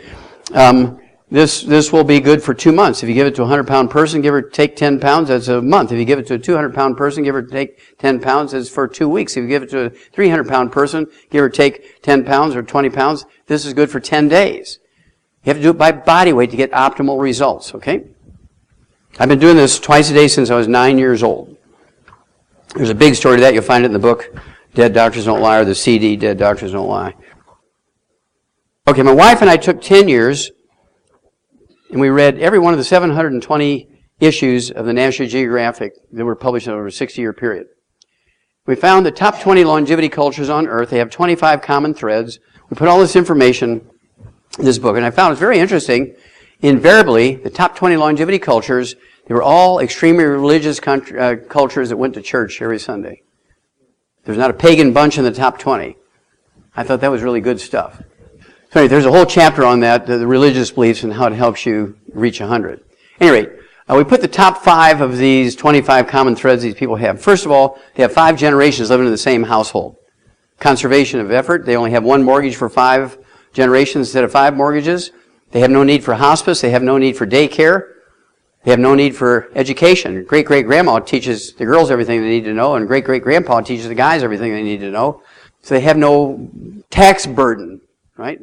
They have no doctors. They have no hospitals or clinics. They have no pharmacies or pharmaceuticals. They have no medicines. Great-great-grandma is the medicine woman, the wise woman, who treats everybody with herbs and plasters and soaks them in mud and mineral water and whatever she does, right? In every case. There's not a single doctor in any of these places, top 20 longevity cultures. There's not a single first world culture. There's not a single rich nation in the top 20 longevity cultures. You have to take note of this. This is from the National Geographic. They don't have any utilities, no roads, no electricity, no propane, no natural gas. Their common fuel is wood. Uh-oh. And by dumb luck, by actual analysis of the soil, by the universities and the countries these cultures come from, to get the wood they burn for fuel and take the wood ashes from that wood and put in their gardens, that have all 60 essential minerals in it, by actual dumb luck. See, it's not genetic, it's just dumb luck. They all get the 90 essential nutrients, even though they're from different ecosystems. We show you how they do that. They come from islands and rainforests and deserts and grassy plains. They come from mountainsides. They come from all kinds of places, but yet they all get the 90 essential nutrients, including the 60 essential minerals from their wood ashes. They have other sources, like glacial milk. It's the runoff from glaciers that grind up the rocks and things, but they also put their wood ashes, and the wood they burn for fuel grows on land that has more than 60 minerals in it. They all live on a calorie-restricted diet. How many of you know that calorie restriction will add years to your life?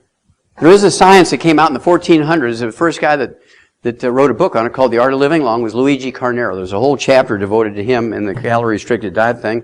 I'll give you an example real quick. This works in every species of animal and humans, okay? No doubt about it. Let's take a 3-pound male laboratory rat, and let's say he eats 2 ounces a day of Ralston Purina laboratory rat pellets.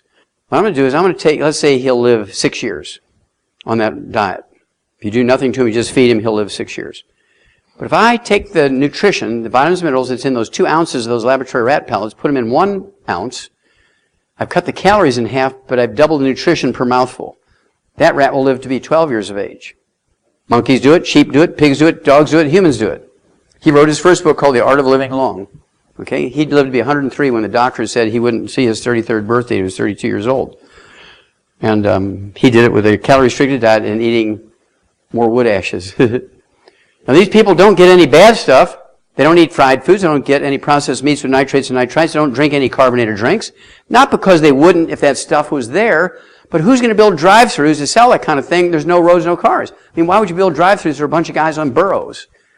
It ain't going to work. Okay, so by default, they're getting their wood ashes or minerals, and by default, they're poor. They only can afford 900 calories a day. These people, on the average, take in 900 calories a day. Americans, according to the New England Centenarian Study, which comes out every year by Harvard Medical School, they say Americans take in 2,800 to 3,200 calories every day. These people take in an average of 900.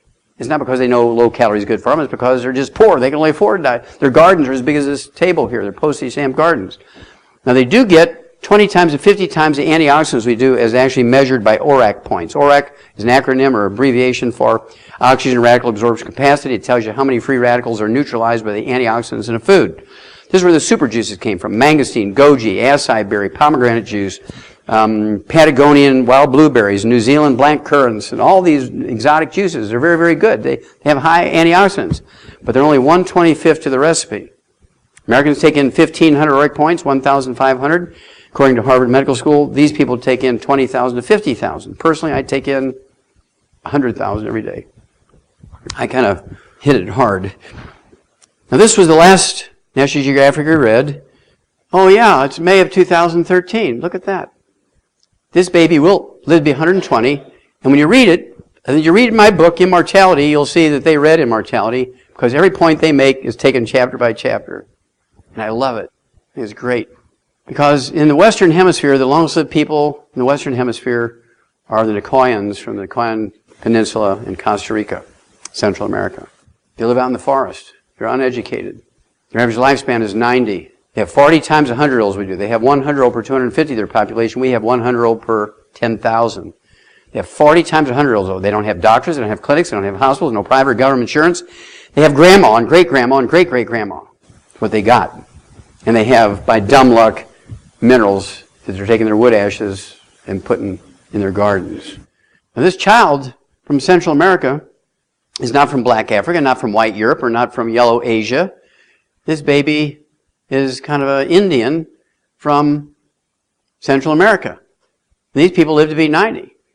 And when they wrote this article, it's just beautiful because the last couple of paragraphs they say, well, is drop dead predictable as gravity, these kids will live to be 120. They're just living longer and longer and longer. They're already living now to be 100, 105. They're going to live to be 120. And we can't tell if it's genetics or dumb luck. It's dumb luck because they chose to live there thousands of years ago. So they couldn't find the gene because there ain't none, as they say. Okay, let's look at billionaires.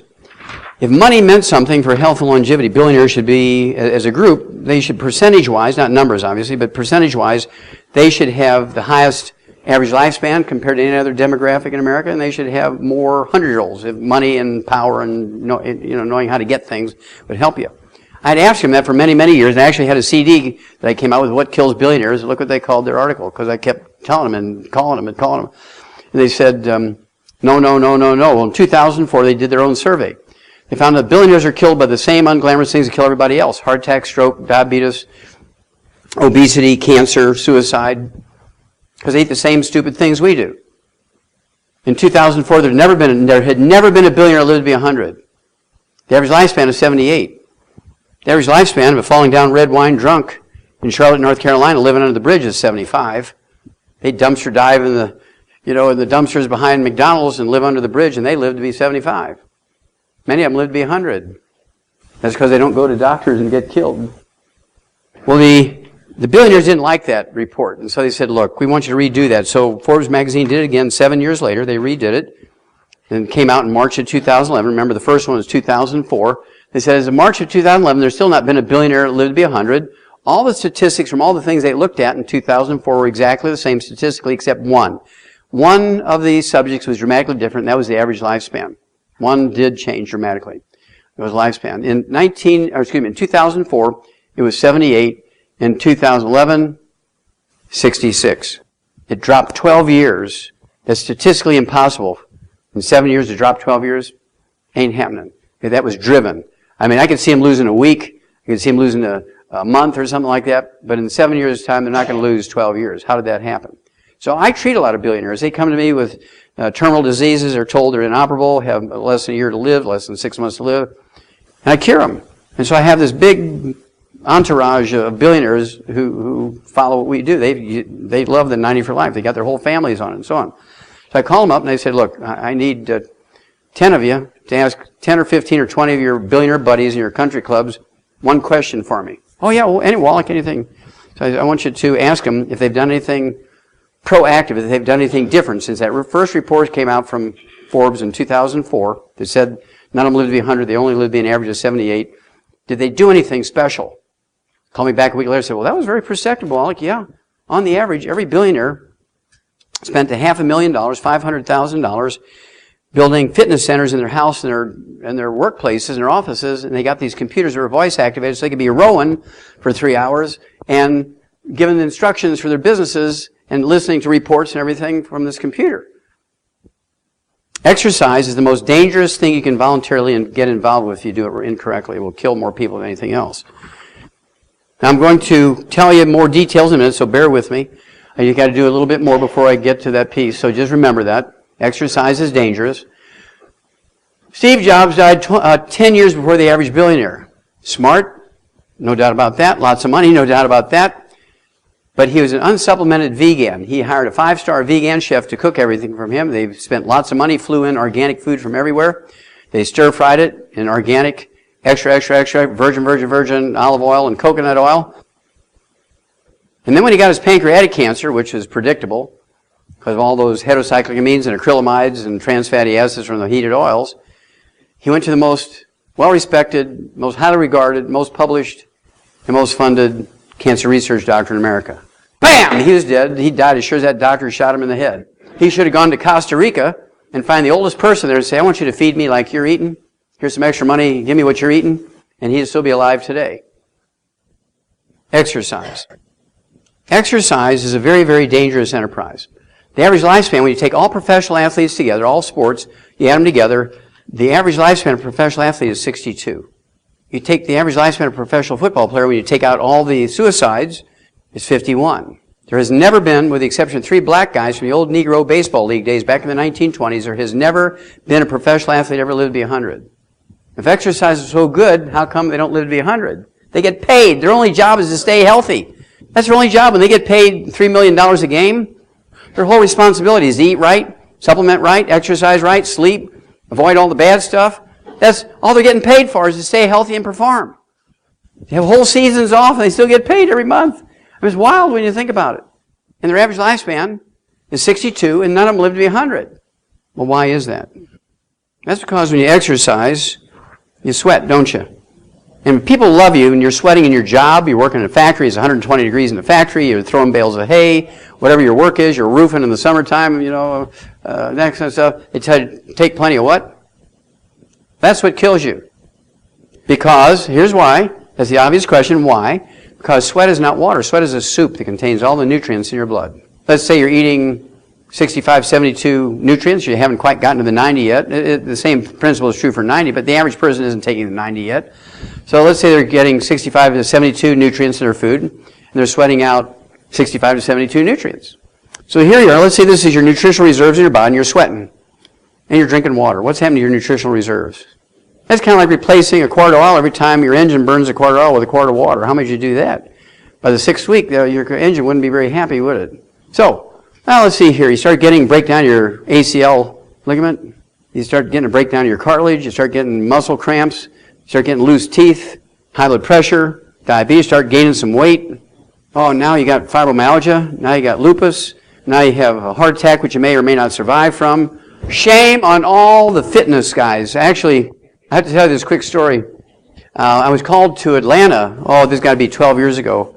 And this was to an LA fitness center. The manager was one of our associates, one of our distributors. And he said, Doc, I got this whole new crop of people here. They've never heard of it. I want you to give a half-hour lecture just on the sports piece. Okay, it doesn't have to be the whole thing, just on the sports piece. Okay, so I get there, and there's a group about this size, a couple hundred people in there, and showing my slides on the athletes. And this beautiful girl, she had to be 32 years old. I mean, she's drop dead gorgeous. And she's in a $1,000 silk tutu, and all this stuff.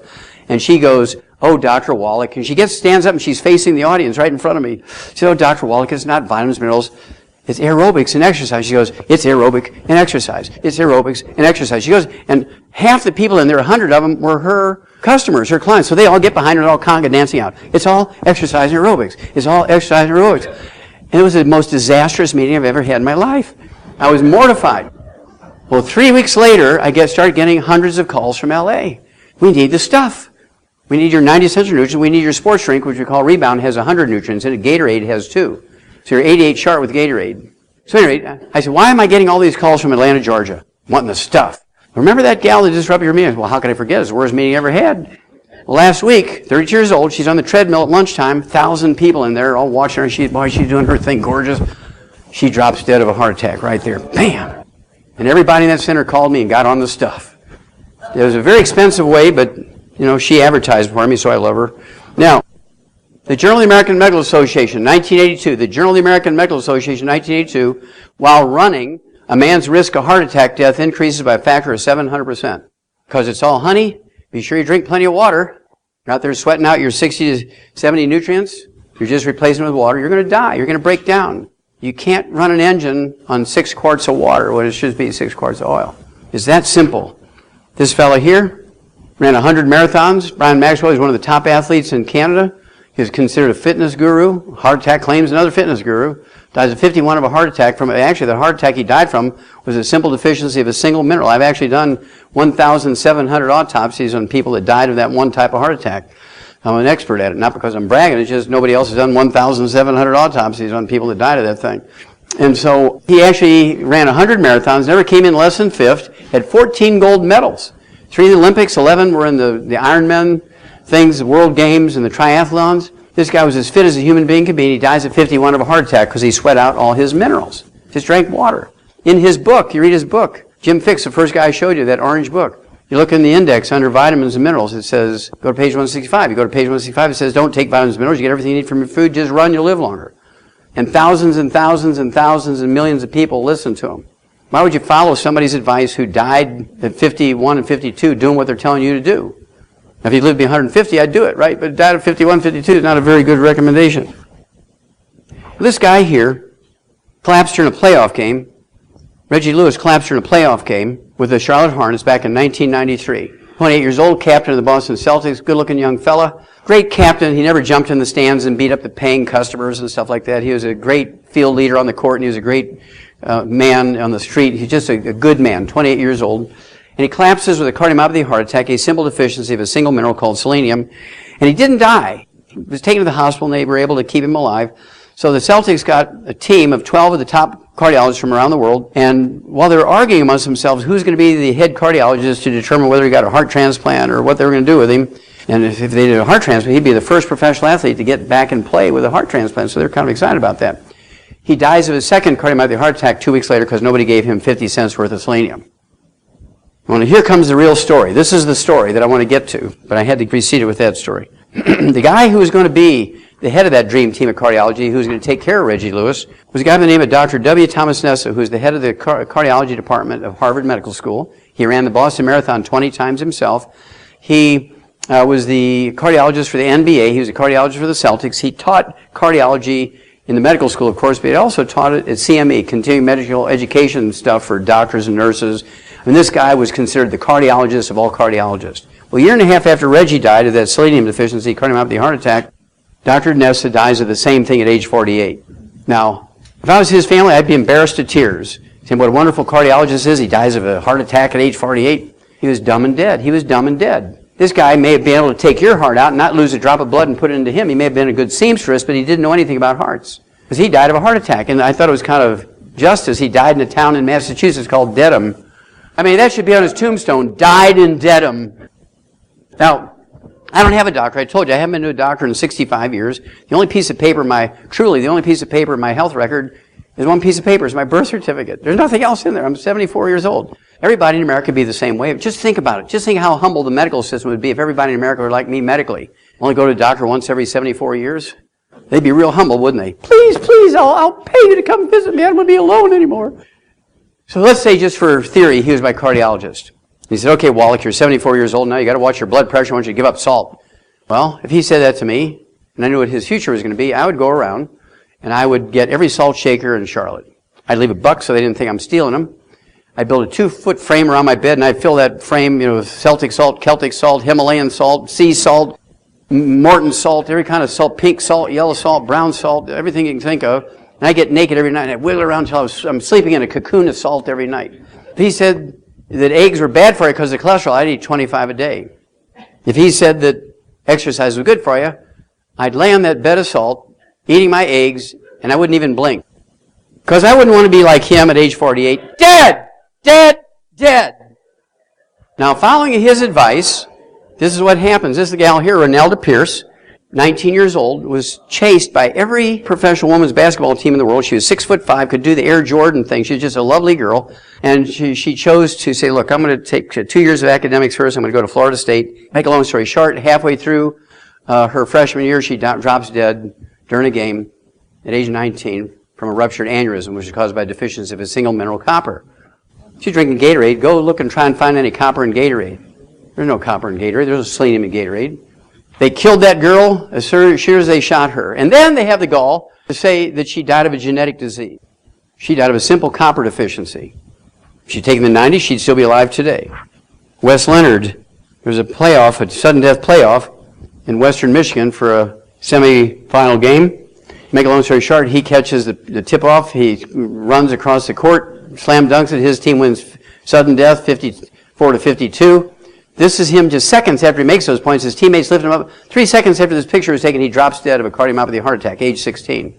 Now, the medical examiner had a moment here. This is a national story. The medical examiner had a moment.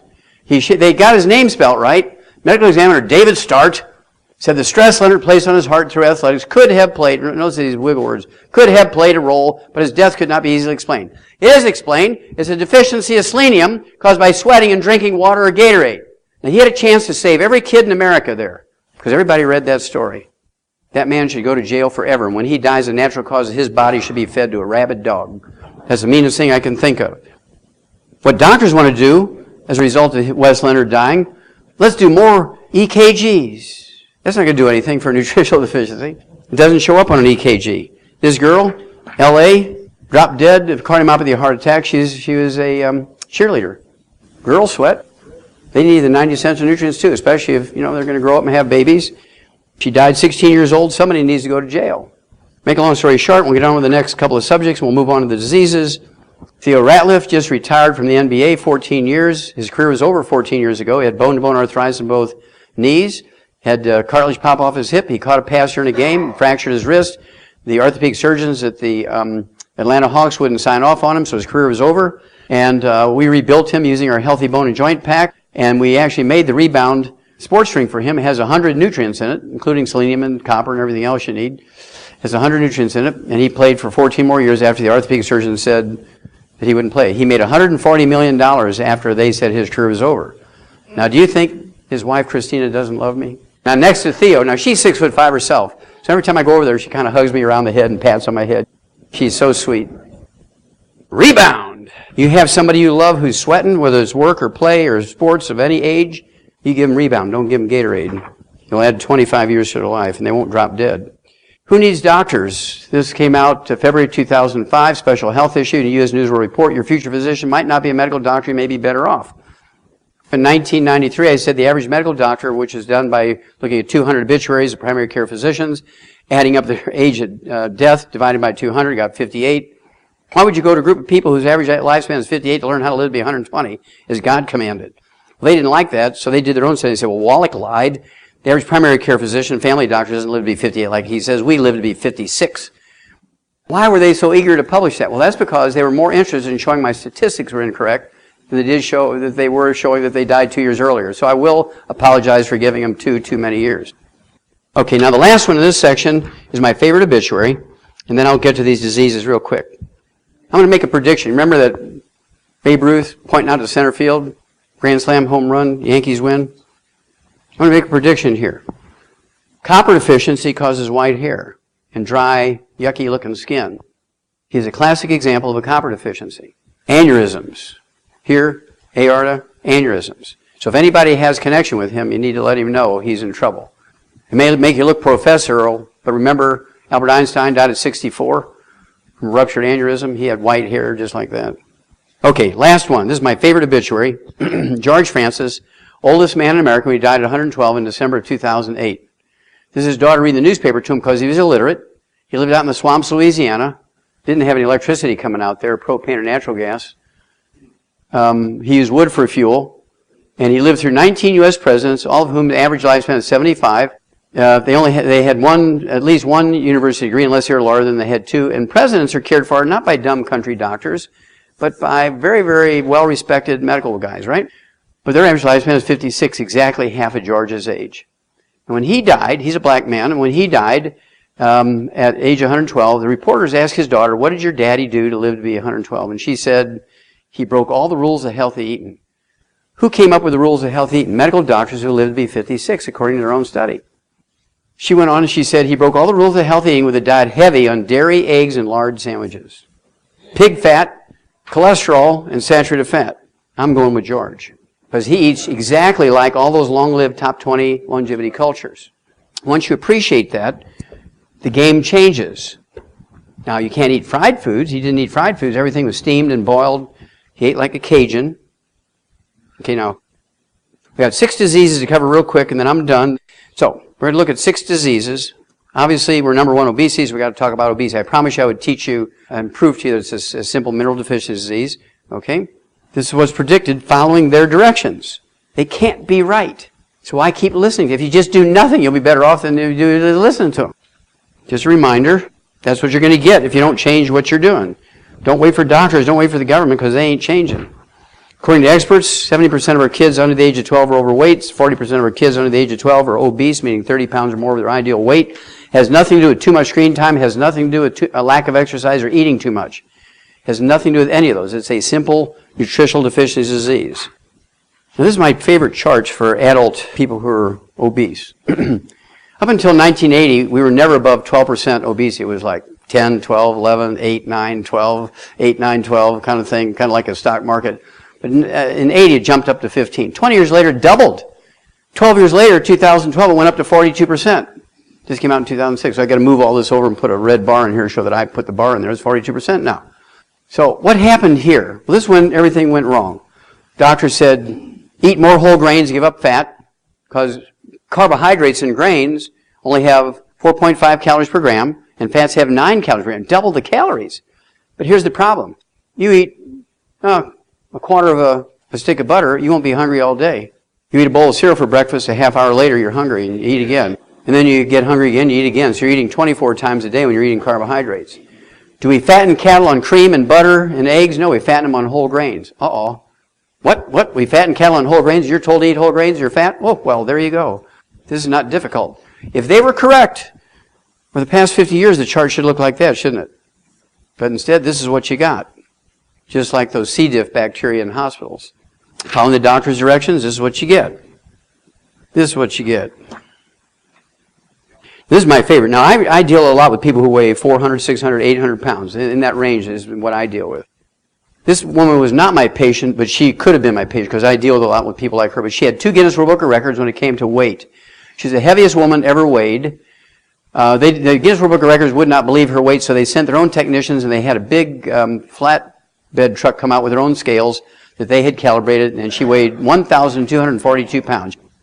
In a 7-year period between 1987 and 1994, she lost 736 pounds after a gastric bypass and restricting her calories down to 1,000 calories a day, and then she died. Because fat is not the disease. Fat is the symptom of the disease. Just like high blood sugar is not the disease when you have diabetes, it's a symptom of the disease. You can control your blood sugar, you're still going to die from diabetes. You're going to control your fat, you're still going to die from obesity, even though you've lost some weight, because it's not the fat. It's just a symptom. Stop doing what they tell you. Stop and save yourselves. Okay, here's the first real clue. This is not a rare condition. This happens a million times a day. How many of you ladies, when you were pregnant, had cravings? That's because the embryo is stealing nutrients from her faster than she's taking them in. It's the nutrition deficiencies that make her eat and eat and eat and eat. Okay, and it's choices of what she eats. I mean, Grandma didn't have Ruffles with ridges and Lay's potato chips. You just can't eat one. Grandma only had wood ashes and clay out in the backyard. And so what would she eat? She ate clay out in the backyard and wood ashes when she had those cravings. There's no calories in wood ashes and clay. This gal loved light bulbs. She was a big story in Good Morning America in March of 2011. She loves wood, paper products, cardboard stick sheets, rocks, dirt. She loves Diet Coke cans, not classic Coke cans, Diet Coke cans. She's the magnets out of shower curtains. She loves plastic bottles and toys. Maybe that's why they took the toys out of the Happy Meal. I don't know. So my wife and I came up with another book that I told you about, this one, Hell's Kitchen. And the subtitle is The Cause, Prevention, and Cure of Obesity. It also talks about type 2 diabetes and the metabolic syndrome, which are really all the same disease. These are all the same disease, just different sort of stages of it. This is not me. That's Alfred Hitchcock, by the way. Okay. But this book gives you all the facts. Now, here it comes. Loyola University, Chicago Medical School. Exercise won't cure obesity. I mean, they were assaulted by everybody. Even Chuck Norris, who sells all those exercise machines on TV. I mean, everybody went after them. But when they reviewed their data, they said, by golly, they're right. Exercise will actually make you heavier if you're not supplementing properly. So 8 months later, when it was proved to the satisfaction of Time magazine, it was a cover article. August 2009. Myth about exercise, it won't make you lose weight. Because if you're sweating, you're thinking about that. I burned 150 calories in the gym today, so I'm going to Starbucks, and I'm going to have an 800-calorie espresso latte, mocha, polka, doka, loca, schmoka. Now here is another clue. Anybody ever work with horses? Okay, what do you call when a horse chews on the fence? Cribbing, very good. How do you get rid of cribbing other than shooting a horse in the head? You give them minerals. You give them bone meal, give them trace mineral salt block. Within 3 to 5 days, they stop cribbing. So in 1978, the first clinic I bought was a weight loss clinic. And make a long story short, people would come in every month. They'd renew their prescriptions for thyroid. They'd renew their prescriptions for drugs to suppress their appetite, but they never gained any weight, never lost any weight. They just stayed the same. They were still 50, 100 pounds, 200 pounds overweight. So I said, they're reminding me of a horse that's cribbing. So I began to give them minerals, and they started losing 2 pounds a day. This is what a horse looks like when they're cribbing. The horse isn't even there. This is in a horse and buggy Amish farm barn south of Fort Wayne, Indiana. I was there to see some muscular dystrophy kids, but they were late. The buggies were late, so I went into the barn being my veterinary self, and I saw this, very typical of you see where the horse is cribbing along that thing too, cribbing on the corners there, reaching over, cribbing over there. Okay, and they're reaching up and cribbing along that beam. So cribbing is munchies, munchies is cribbing, cribbing, munchies, munchies, cribbing. So if you have cravings and you take our 90 for Life program according to body weight, 1 unit per 100 pounds of body weight per month, you use the Rebound instead of 2 liters of Pepsi a day, our Monster, our Gatorade, guess what? You'll lose the weight. You'll start losing a half a pound a day. If you want to go faster, we do have a meal replacer called Slender Flex Weight Management System. Only has 110 calories per meal. You make it with water. I like to throw in a couple of eggs. It gets up to about 250 calories with the eggs. And that helps you because then you're only going to have 2 of those a day plus a salad. You're cool. But I like to throw in what we call ASAP, as slim as possible, as soon as possible. It's drops you put on your tongue, leave it absorb on your tongue. It's, you do 1 of those bottles per month if you need to lose 50 pounds or less.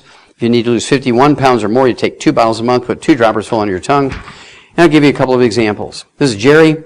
He had a bread belly. He wasn't a drinker. He wasn't a beer belly. But he had a bread belly because his wife, Judy, loved to make bread. He was on our 90 essential nutrients. But he didn't gain any weight other than his belly. Just he had a bread belly. And you have to appreciate bread bellies and beer bellies are the same thing.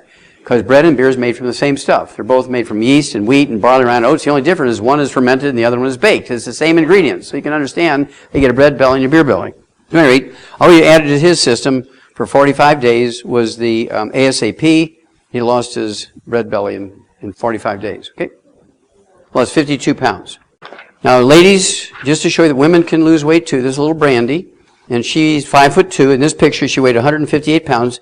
And she had 3 kids, and she started drinking these 2-liter bottles of Pepsi during her first pregnancy. She gained 58 pounds because she weighed 100 pounds when she first got pregnant. And she gained 58 pounds. She got 58 pounds of fat, okay, 1/3 of her body weight. Her husband affectionately called her his chunky monkey. That's where I got the term. And she hated that. So when Rebound came up, she started drinking Rebound, and she lost 20 pounds just drinking Rebound instead of the Pepsi. I mean, within a month, she lost, it was 21 days, wasn't even a month, she lost 20 pounds. Then we put her on the ASAP, and she lost another 38 pounds. Now she's back down to 100 pounds. Now, I suspect there's going to be more kids in that family. Okay, let's talk about Alzheimer's disease. There's actually 4 different dementias that Americans commonly get. Number 1, the most common one actually is vascular dementia. The same thing that causes a blocking of the arteries in your heart, block the arteries in your brain. It's called vascular dementia. And you don't get enough oxygen and food to your brain. There's nothing wrong with your brain. There's just not enough oxygen and food going in there. You start forgetting things. And it's called vascular dementia. And then there's Korsakoff syndrome, which is a deficiency of a single vitamin. This was discovered in the late 1700s by a Japanese naval surgeon. And so we always prepare for that one. And then there's Wernicke-Korsakoff. It's the same deficiency, that one vitamin, plus MS, multiple sclerosis mixed in with it. And then there's Alzheimer's disease. I've seen people with all 4 dementias. Alzheimer's tidal wave is feared. That's because there's 80 million baby boomers coming along. This came out in 2009. Alzheimer's on a relentless upward trajectory. It's kind of like that obesity chart, right? And also that is the Alzheimer's chart. Numbers look particularly grim for baby boomers because they're on egg beaters, egg white omelets, boneless, skinless chicken breasts. And the worst possible thing is they took the statin drugs to lower their cholesterol. Talk about a perfect storm for making Alzheimer's disease. Again, a reminder, 3 lies in the same sentence. Only a doctor could do that. Alzheimer's is the only disease amongst the top 6 killers in the USA for which there's no prevention, cure, or treatment. That's all a lie. Okay, in 1992, the University of California, San Diego, and the Salk Institute came out with this study, and they said if you take somebody with advanced Alzheimer's disease, you give them a high dose of vitamin E, they'll get better. Now, this isn't some comic book stuff. This is a 10-year study from the Salk Institute and the University of California, San Diego Medical School. So I read this into my audio cassette tape. This is part of my audio cassette tape. I said, vitamin E can ease memory loss in Alzheimer's victims, which means it cannot be genetic. Because there's no genetic disease that you can even help any little bit by giving a vitamin or mineral. So if you can get some clinical improvement by giving them 1 vitamin that ain't genetic, that's simple stuff. That's 4th grade biology. Every medical association in every state in the United States went to their state attorney generals and had them send me a demand warrant, making me prove what I was saying was true. Otherwise, they're going to take my assets away and put me in jail. I don't know how they can put me in jail in 50 states, but cut me up, I guess. And so we had to send all 50 states a certified copy of that newspaper plus a copy of the CD. But they could say I was just reading that, and so that's the First Amendment thing. So all states except Arizona and Michigan dropped the charges. I had to go do kind of a pretrial hearing and everything in Michigan and Arizona, but the judge threw it out after they saw my presentation and everything. And so they had to pay my legal fees and transportation, and I love that part. Okay. Then in 2010, front cover story, U.S. News World Report, America's Best Nursing Homes, Aging Well, obviously marketing to the baby boomers. What science reveals about aging? Is your job killing you? Your first baby boomer's heart battle. But this is why I bought it. 7 habits to lower the risk of Alzheimer's disease. What does that tell you? It ain't genetic. If you can sleep 2 more hours a night, if you can walk around the block 2 more times, if you can eat a banana every week that you weren't doing, you can read a little bit more, read a book every month. Because one of the things they mentioned was read a book every month, reduce your risk of Alzheimer's disease. It ain't genetic. So right there it says, if it ain't genetic and you get it late in life, that means we can prevent it, and that means we can get rid of it. Amen. Remember, there's 4 different dementias, so I always like to treat for all 4. Well, 10 years after that first study I showed you with the vitamin E, Johns Hopkins released a study that they did in Cache County, that's C-A-C-H-E, not C-A-S-H, but C-A-C-H-E, Valley area, Utah. And this was the bottom of a small sea or lake thousands and thousands of years ago, and the mountains go all the way around it. This is laser flat. They didn't have to bulldoze it flat because it was just the bottom of a lake or inland sea, so it was just flat.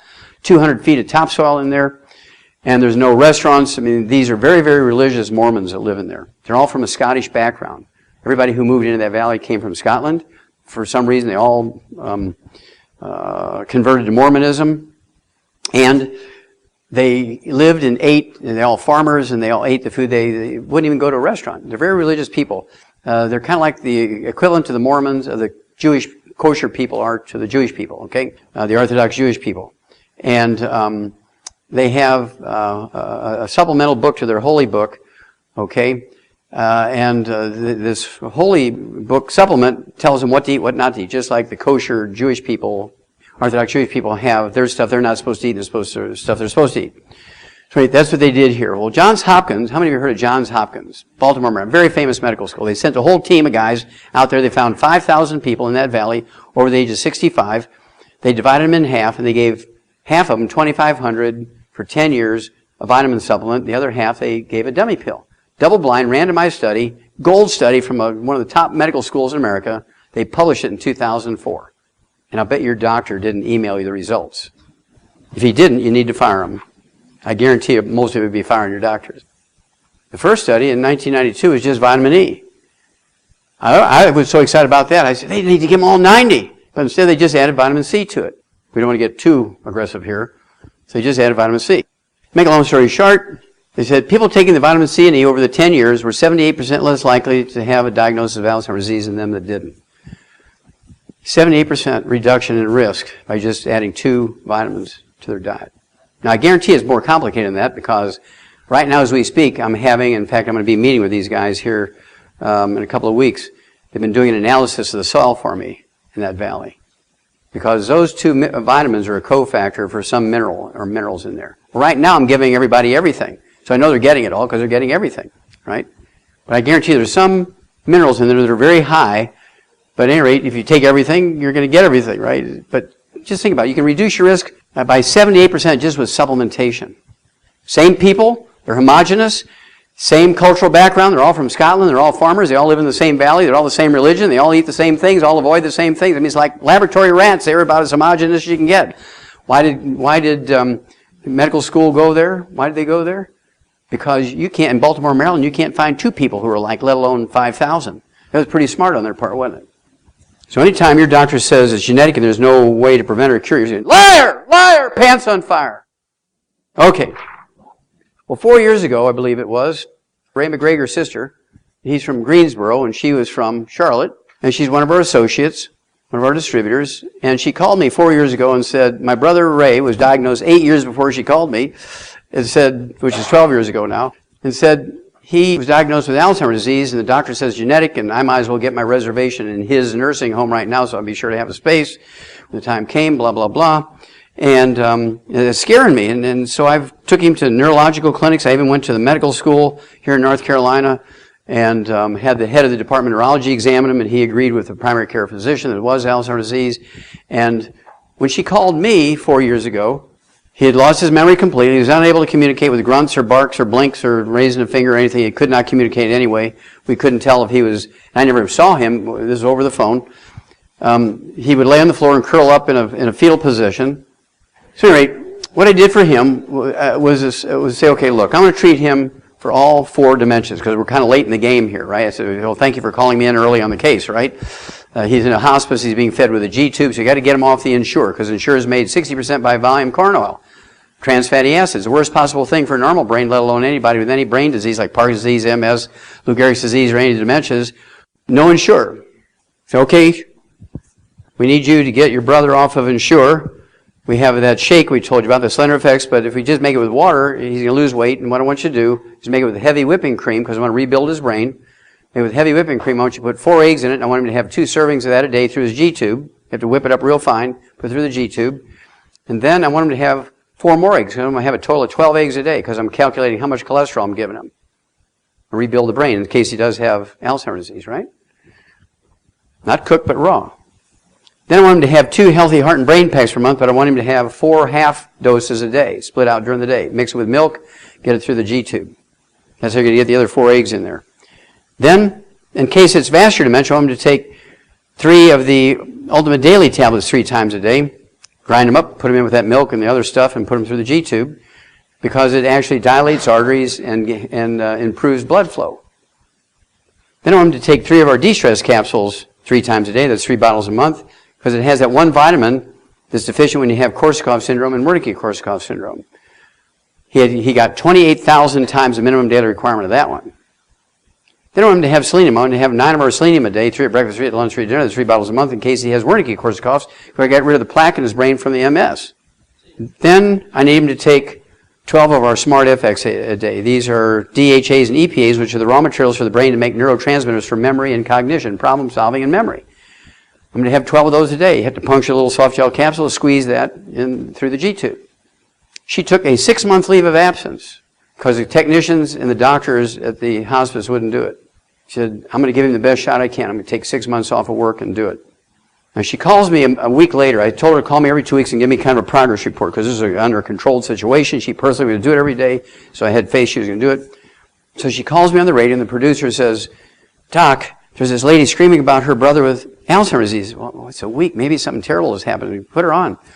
I'm going to quote her exactly, so bear with me. It's very emotional for me, because I want to quote for you. Okay, here we go. So be prepared. And she said to me, quoting her now, he's cured! In 1 week's time, he got dressed and walked out. Did not have Alzheimer's disease. Alzheimer's disease would take me 9 to 12 months to reverse, but he had Korsakoff syndrome, which is curable in a week. It's a simple deficiency of a single vitamin. Remember I told you I gave him 28,000 times the minimum daily requirement of that vitamin?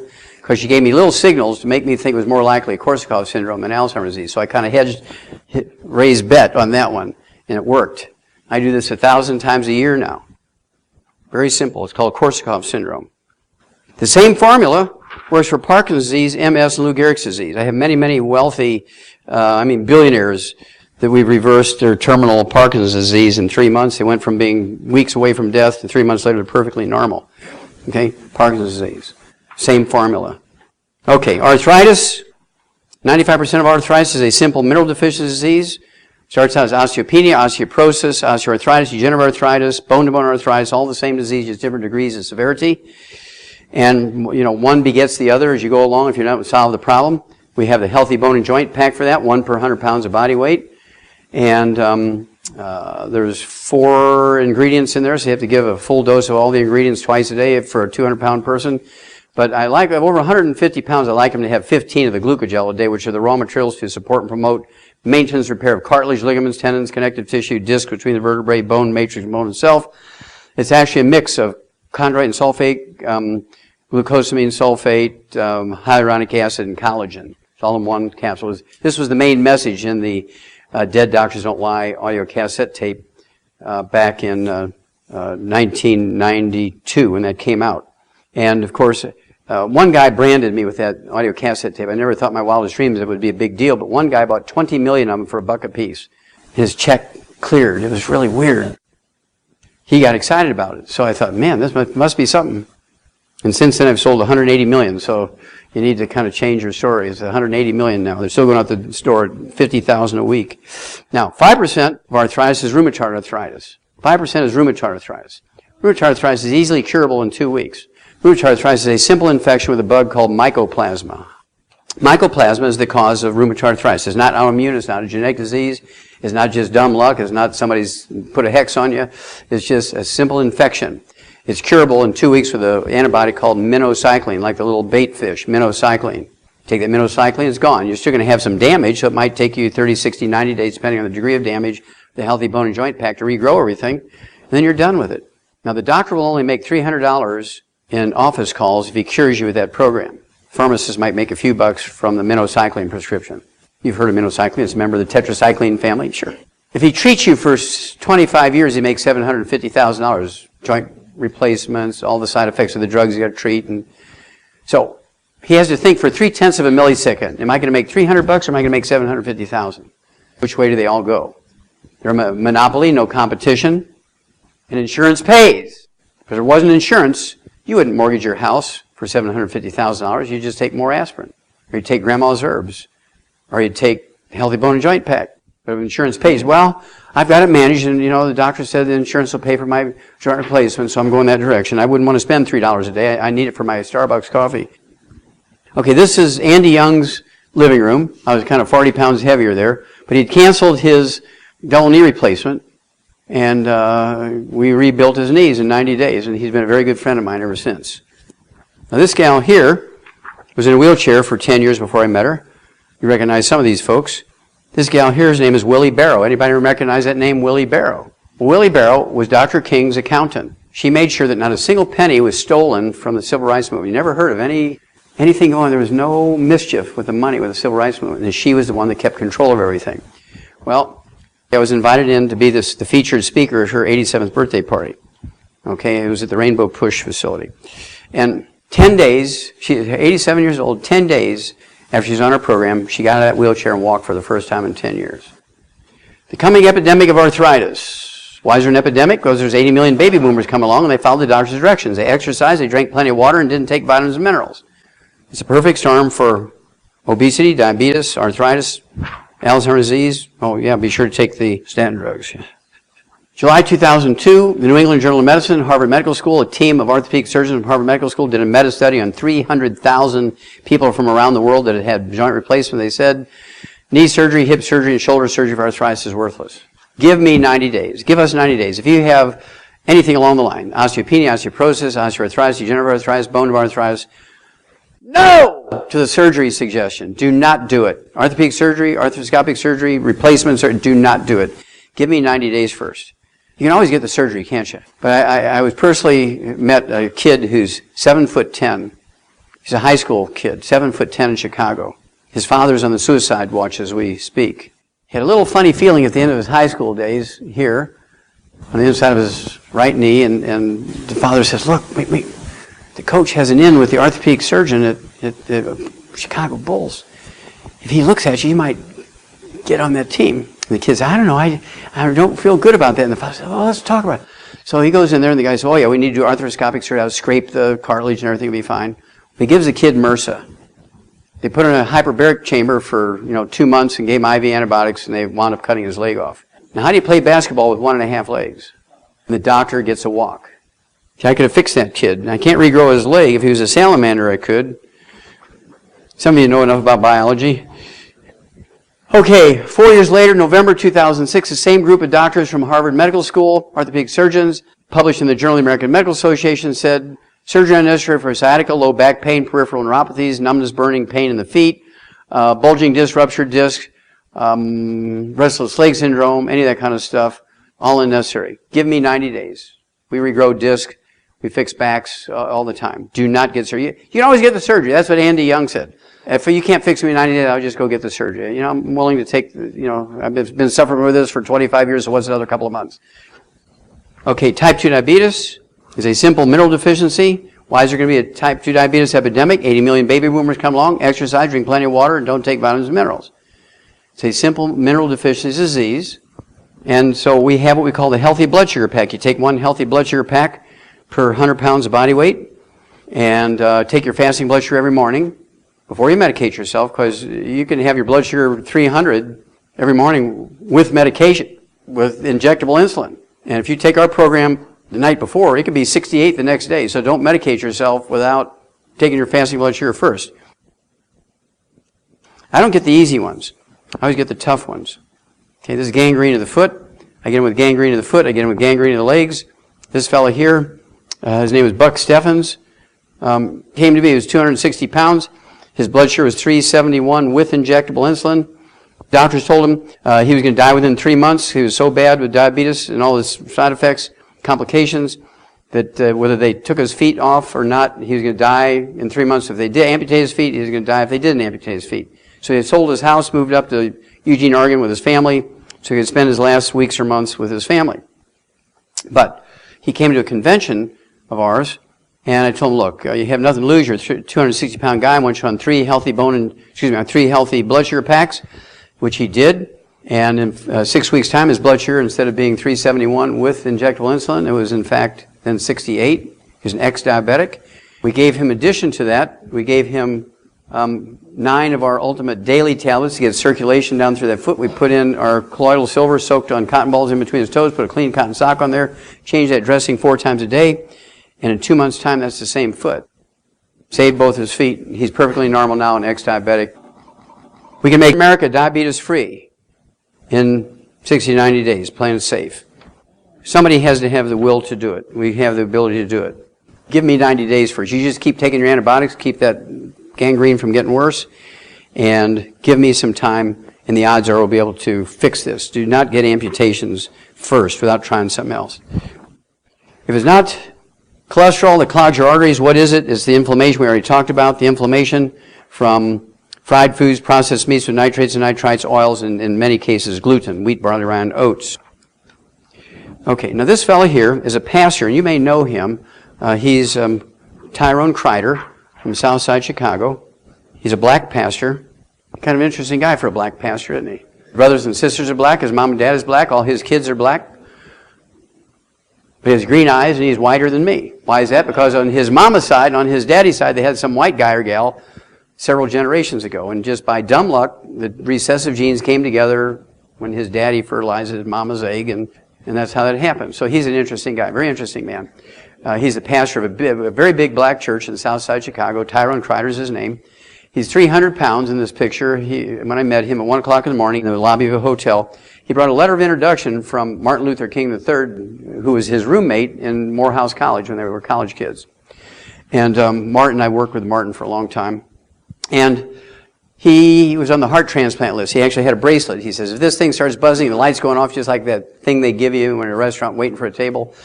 He says, if this thing goes off, starts buzzing, the lights start blinking, I'm out of here, don't think I'm rude. But I'm on the heart transplant list. I have congestive heart failure, which is he didn't say this, I'm telling you this. He had congestive heart failure, which is a deficiency of a single vitamin. It's curable in a couple of weeks. Congestive heart failure, the most common cause of heart death in America, is deficiency of a single vitamin. Is curable in a couple of weeks. Selenium is for the other disease he had. Selenium is a mineral, and he had it. It was a hypertrophic cardiomyopathy heart disease, which is a deficiency of a single mineral, selenium. He also had coronary artery disease, which is caused by inflammation, eating that fried chicken after church every Sunday, right? He was a big man, so he ate a lot of it.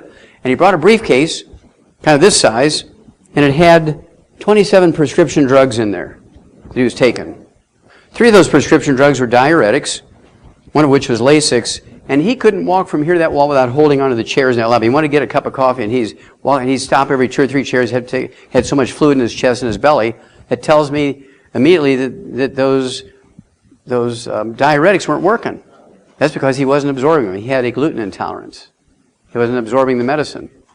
So you run into people who say, well, yeah, I can take 1,000 aspirins. It doesn't work. I get this terrible headache. It won't work. Well, they got a gluten intolerance. They just can't absorb them. You're not what you eat. You are what you absorb. It's kind of different than the old adage, you are what you eat. It's really, you are what you absorb. So if you can't absorb it, no matter what you're doing for good, it doesn't matter. You have to be able to absorb it. So, at any rate, he had 27 prescription drugs. He said, okay, look, I'm going to treat you for all 4 heart diseases. And I didn't have at that time, this was 6 years ago, I didn't have the ASAP at that time. So I said, look, what I want you to do is take 3 of the healthy heart and brain packs per month. Here we're taking 3 doses a day of 6 different vitamin mineral products, just from that. That's your basic stuff your body needs. I'm going to have you take 9 of my selenium a day, 3 at breakfast, lunch, and dinner. That's 3 bottles a month. I want you to take 12 of the ultimate daily tablets, 4, 4, and 4. That's 2 bottles a month because they're big bottles because we got to deal with the clogged arteries because you have coronary artery disease. Then I want you to take the selenium was for the cardiomyopathy heart disease. Then for the congestive heart failure, I want you to take what we call the de-stress capsules, which has that one vitamin that's missing when you have the congestive heart failure. I want you to take 12 of those a day because that's your primary disease. That'll be 3 bottles a month. And then you got to give up the fried foods and the processed meats and the nitrates and nitrites and the oils and the gluten, the wheat, barley, rye, and oats. He said, I ain't doing it. That's too complicated, all that stuff and diet change. And his wife is only 100 pounds. Her name is Regina. You're going to do it. She says, you're going to even do it? If you're going to do it, not going to do it, I'm going to give it to you rectally. He says, okay, I'll do it. I've never seen anybody talk to a pastor like that, but she did it and got away with it. Okay. She was so angry with him that he said it was too complicated. So I told, call me every 2 weeks. That's my deal. Call me in 2 weeks. She calls me in a week. That Friday, this was Sunday morning at 1 o'clock. She called me. This is God's truth. This is a pastor. You could check with it. She calls me a week later. She says, okay, Tyrone went in this morning.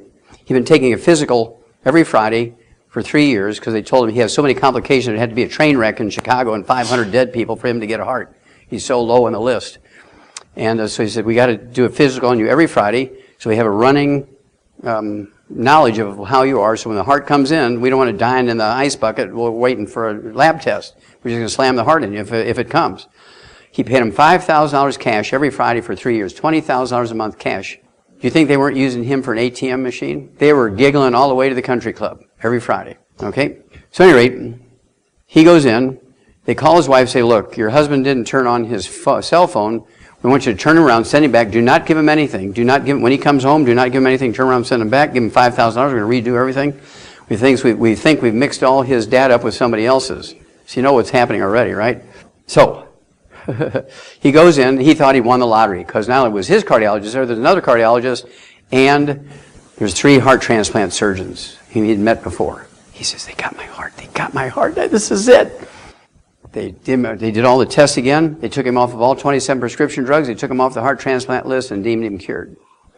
And now he is preaching. Before he couldn't preach. He had to sit, on the stage, and then he had an assistant pastor preach for like 5 years because he couldn't preach. He couldn't breathe. He was so full of fluid. Do not let your pediatricians give your kids statin drugs. They're talking about starting at 8 years old. The American Academy of Pediatrics has now released new guidelines. They want the kids to have low-fat milk and start cholesterol testing, and they want them to take statin drugs. Do not let them do it, because these kids will not live to be 20 if they start on statin drugs at 8. Now, this is my favorite. This is the last one on cholesterol, and then I can talk about high blood pressure, which is very, very good, and then I'm done. And my favorite cholesterol article, scientific article, New England Journal of Medicine, Harvard Medical School. Dr. Kern was the professor of clinical medicine at Harvard, taught medical students how to be a doctor in the outpatient clinic. Normal cholesterol in an 88-year-old man, Frank, who eats 25 eggs a day. He comes in for his annual physical. There's like a dozen students around Dr. Kern. And he said, look, we are so proud of you. You're 88 years old. All your chemistries are normal. I mean, it's just really interesting. And so we want to reward you. We decided, since we get lots of free samples and everything, we're going to give you a free supply, a 1-year free supply of Viagra. And he stands up. He puts his, picks his belt up, throws his shoulders back, and said, I don't need none of that Viagra stuff. I'm pretty good in that area. They're really, and all the students are giggling, and because I called Dr. Kern and asked him, he said, well, the students are really giggling over that one. And I said, well, what makes you so sure you're in good shape over that? And he says, well, I eat 25 eggs a day. And you can imagine Dr. Kern, a medical doctor from Harvard, somebody eating 25 eggs a day and their cholesterol's in the normal range. So he's got to have a heart attack, right? So they all run in the lab, they rerun all the blood, and sure enough, it's still normal. Comes back out, he's sitting down, he says he's patting his brow with his handkerchief because he's sweating. He says, okay, tell me why I eat 25 eggs a day. So Frank stands up again, pulls his belt up, throws his shoulder back, and says, because it makes me more studly. I are a stud now. Now, what you think about it, cholesterol makes up 95% of testosterone. If you're on an egg-free diet, there ain't nobody home. You're eating 25 eggs a day. Yahoo! Okay, high blood pressure, quickly, is not a genetic disease. It's a simple mineral deficiency. Salt has nothing to do with high blood pressure.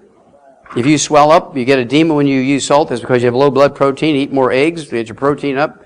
You won't have the swelling. After years of telling healthy people that too much salt isn't good for them, researchers still don't have solid evidence to back up the claim. Doctors say the stupidest things constantly, like there's no prevention for Alzheimer's disease. Okay?